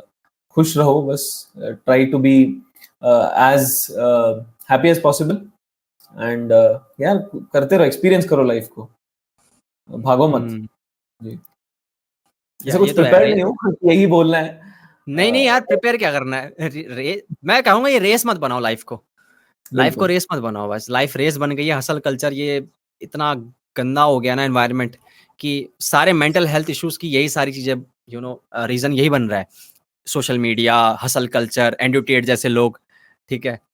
तो गलत लोगों को मत सुनो, गलत लोगों को मत देखो। जी, अपने दिल की ज़्यादा सुनो, और पेरेंट्स वगैरह हो गए, दोस्त वगैरह हो गए, उनके साथ कम्युनिकेशन अच्छी बना के रखो। बिल्कुल, उनसे बिल्कुल, बा बहुत उसके उनके इम्पोर्टेंट। साथ बात करो। मोस्ट ऑफ द मुझे लगता है समरी यही बन के आती है कि बात करो यार, चल बात कर वाली बात है मेरे चैनल का जो नाम है। चल जी, बात कर। जी, बात करो और मुझे लगता है कुछ हद तक ना प्रॉब्लम सॉल्व हो जाएगी। अ, जी। और एक और तो यार पॉइंट मैं ऐड करना चाहता हूँ, हुँ, हुँ।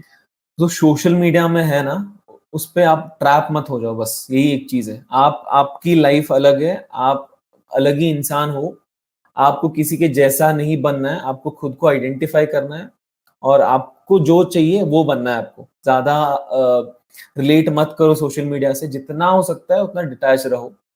तो हुँ, यही है बस। हुँ। जी, वो रियल नहीं है। ये बात रखो, ये मंत्र है। सोशल ये मीडिया पे मत कुछ भी आप देखो वो रियल नहीं है। नहीं, वो ये भी नहीं बोलूँगा फेक है कंप्लीटली, बट उसको रियलिस्टिक मान के मत चलो, उससे कंपेयर खुद को मत करो। वो लोग भी वही करते हैं जो तुम करते हो पूरे दिन, ठीक है? वो भी खाते हैं, पीते हैं, टकार लेते हैं, सब वही करते हैं भाई, वो कुछ अलग नहीं कर रहे हैं। उनको पूजो मत, उनको वर्शिप मत करो, वो भी होमो सैपियन है भाई वो भी, वो कोई और बिल्कुल, स्पीशीज़ नहीं है। हुँ, बिल्कुल, बिल्कुल। तो यार अनमोल बहुत मज़ा आया यार आपसे बात करके, ठीक है? बहुत शुक्रिया, आपने इतना अच्छे तरीके से इस मेंटल हेल्थ के ऊपर इतना अच्छा डिस्कशन हो पाया आपके साथ। बहुत मज़ा आया मेरे को, और ऐसे जुड़े रहना यार हमारे साथ, ठीक है? बिल्कुल, फ्यूचर के बिल्कुल। अंदर भी आपको आपको अगर न्योता भेजें कि भैया आज दोबारा ज़रूरत पड़ी है बात करने की, डेफ़िनिटली, तो प्लीज़ बिल्कुल आप डिस्कशन में आ सकते हैं। आपको हमेशा यस, यस। आपके लिए द्वार खुले हुए हैं हमारे चैनल के। यूट्यूब चैनल भी आपका लिंक मैं दे दूँगा, और इंस्टाग्राम का भी लिंक दे दूँगा। जाके ऑडियंस को बोलूँगा फॉलो करो यार इनको, और बहुत अच्छी रील्स बनाते हैं, और बहुत अच्छा पर्सपेक्टिव मिलेगा आपको दुनिया को देखने का, एक अलग नज़रिया मिलेगा। तो जाके इनको फॉलो करो। और अनमोल, अब विदा लेना चाहूँगा यार, ठीक है? बहुत अच्छा लगा आपसे बात करके। थैंक यू सो मच कि आपने मुझे एक प्लेटफ़ॉर्म दिया बात करने के लिए एंड ये मेरा पहला पॉडकास्ट है एंड डेफ़िनिटली याद रहेगा। Thank you so much. यार ओके, जी, तो जी। चलो मिलते हैं तो यार, कनेक्ट डेफ़िनिटली टच में थैंक यू रहना, सो ठीक मच। है? बाय, बाय, बाय, जी, जी। बाय। Thank bye, bye.